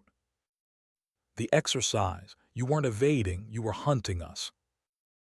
Not you specifically, but yes, Op 4, I was testing myself, seeing if I could still do what I used to do. Turns out I can. Holloway leaned forward. The failures, the drills, all of it was fake. Not fake, suppressed. The device wouldn't let me perform at full capacity, made me hesitate, made me second guess, turned me into exactly what you thought I was. So you let us mock you, let us call you tourist, dead weight, all of it. Kate nodded. Yes, because I didn't have a choice, and because you weren't wrong. That version of me, the one with the device active, she was exactly what you saw, struggling, failing, broken. But you're not broken, Wade said quietly. Not anymore. Holloway stood, walked around the table, stopped in front of Kate. For a moment she thought he was going to take a swing, wouldn't have blamed him, but instead he offered his hand. I was wrong about you, we all were, and I'm sorry. Kate stood and shook his hand. You weren't wrong, you saw what was there, but what was there wasn't all of me. Ramos stood next. When you start teaching, I want to be in your class, want to learn how you did what you did. Me too, Jenkins added. Wade just nodded, but the message was clear. Kate felt something warm unfold in her chest. Not quite forgiveness, not quite acceptance, but something close, something that felt like the beginning of belonging to a unit again. I'll put in for all of you, but fair warning, I don't teach the way you're used to. I teach restraint as much as capability. Teach you when not to fight as much as when to fight. Good, Holloway said, because anyone can teach us to kill. We need someone who can teach us when not to. The debrief lasted another 2 hours. Kate walked them through her tactics, explained the misdirection, showed them how she'd used their assumptions against them. They listened like students, asked questions like professionals, and by the time the sun was high and the coffee was gone, they'd gone from antagonists to something else. Not friends, not yet, but teammates, and in the military that was close enough. Kate left the debrief room and walked across the base toward the barracks. The afternoon sun was warm. The air still smelled like rain from the night before, and for the first time in 3 years, she felt like she could breathe without the weight of suppression pressing down on her chest. She reached her barracks, opened the locker, pulled out the small black box she'd hidden under the poncho liner. The combination lock turned easily. Inside, the photo she'd burned was gone, but she'd kept the ashes. Kept them as a reminder of what she'd lost, what had been taken. She dumped the ashes into the trash. Didn't need the reminder anymore. Didn't need to honor a dead man who wasn't dead. Didn't need to carry the weight of lies disguised as loyalty. Marcus was alive, the program was real, and Black Widow was hers now, not theirs, not his, hers. She pulled out a fresh notepad and started writing. Not a letter, a curriculum, the things she'd teach, the lessons that mattered, how to be lethal and humane, how to serve without losing yourself, how to choose. The list grew. An hour passed, then 2. The barracks filled with soldiers returning from the field, tired and loud and alive. They nodded to her as they passed. Some of them had heard rumors about the exercise, about Morrison and her 8-0 score, about the way she'd made instructors look foolish. The rumors would grow, would become legend, would turn into the kind of stories soldiers tell each other when they want to feel like they're part of something bigger than themselves. And Kate would let them grow, because legends had power, had weight, could teach lessons that facts couldn't. Black Widow was a legend now, and legends could be shaped, controlled, aimed. She finished the list and closed the notebook. Tomorrow she'd start teaching, would face her first class of operators who thought they knew what strength looked like, would show them something different. But tonight she had one more thing to do. She pulled out her phone, found the contact she'd saved 3 years ago and never called. The number Marcus had given her for emergencies. The one she was never supposed to use unless things went catastrophically wrong. She typed a message, short, clear. The device is broken, the cage is open, and I'm still standing. If you ever lie to me again, I won't be. She hit send before she could second-guess it, watched the message show as delivered, then read. A minute passed, then her phone buzzed. Marcus's reply was equally short. Understood. Welcome back, Kate, the real one. She deleted the message, deleted the contact, put the phone away. Tomorrow was a new chapter. Tonight was just closing the old one. Kate Morrison walked out of the barracks into the fading light of evening.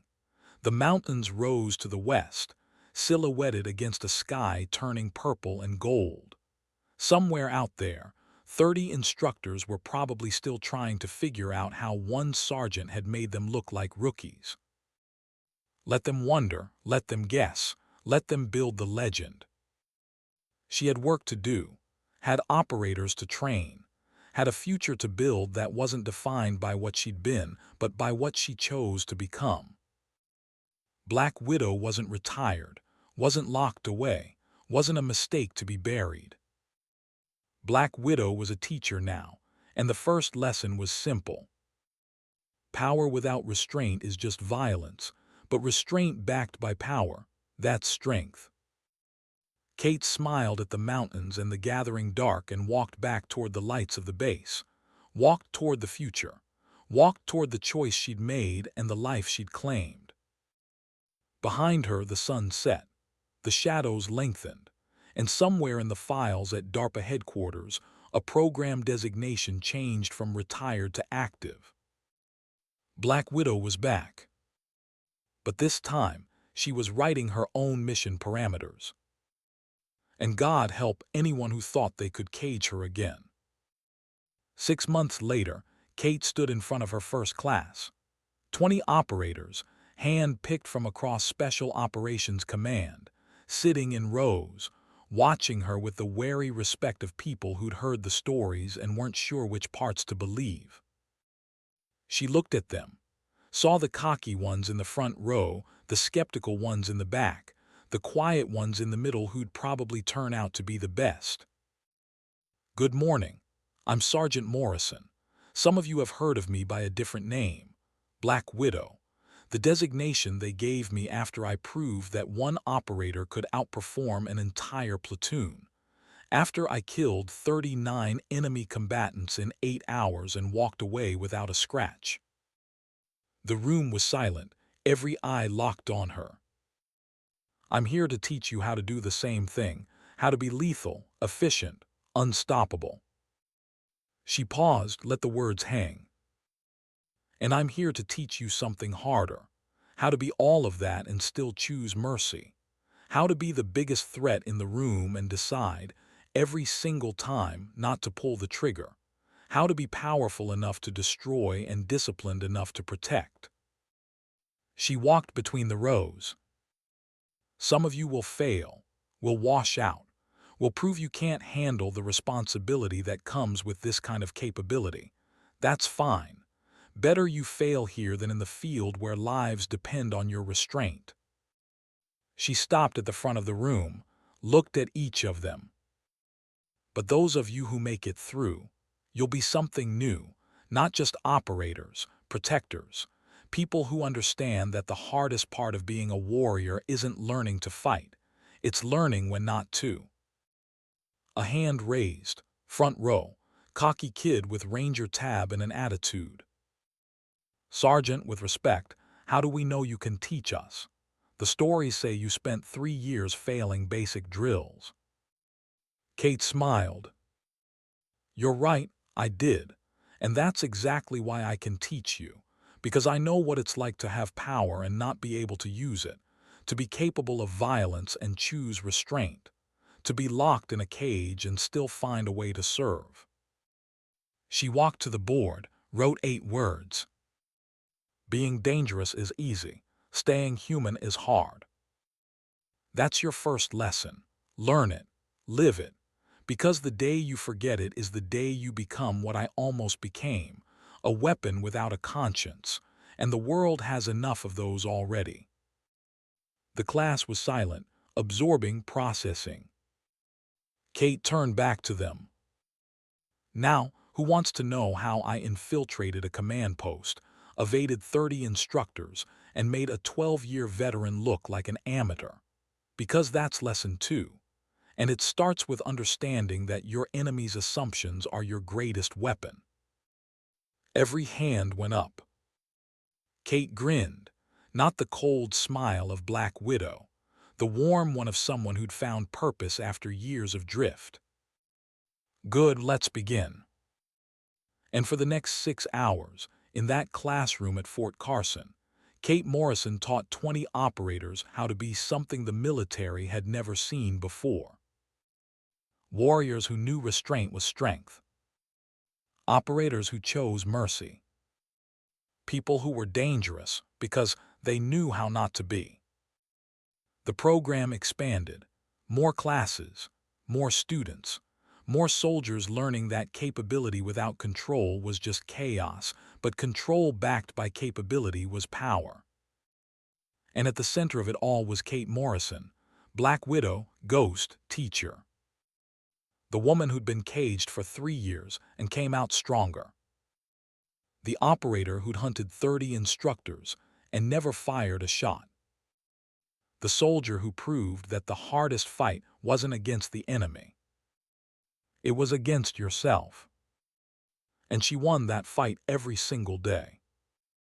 By choosing. By teaching. By being human in a profession that sometimes forgot what that meant. The story didn't end there. Stories like this never really end. They just change shape, become legend, become the thing people tell each other when they need to remember that strength comes in forms you don't expect.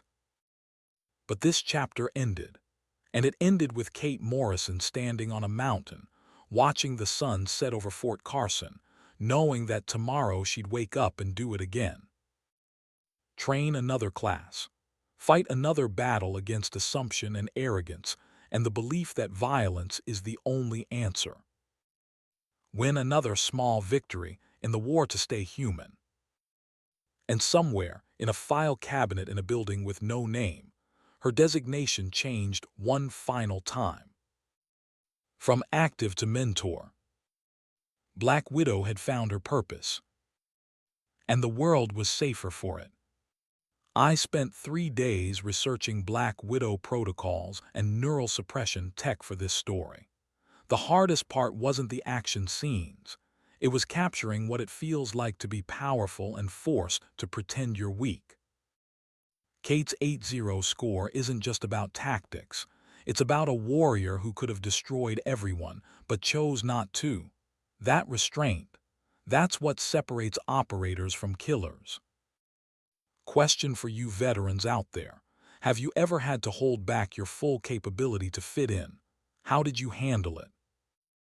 And if this story resonated, I've got more untold military tales coming. Hit subscribe so you don't miss them. What scene hit you hardest? Drop it below.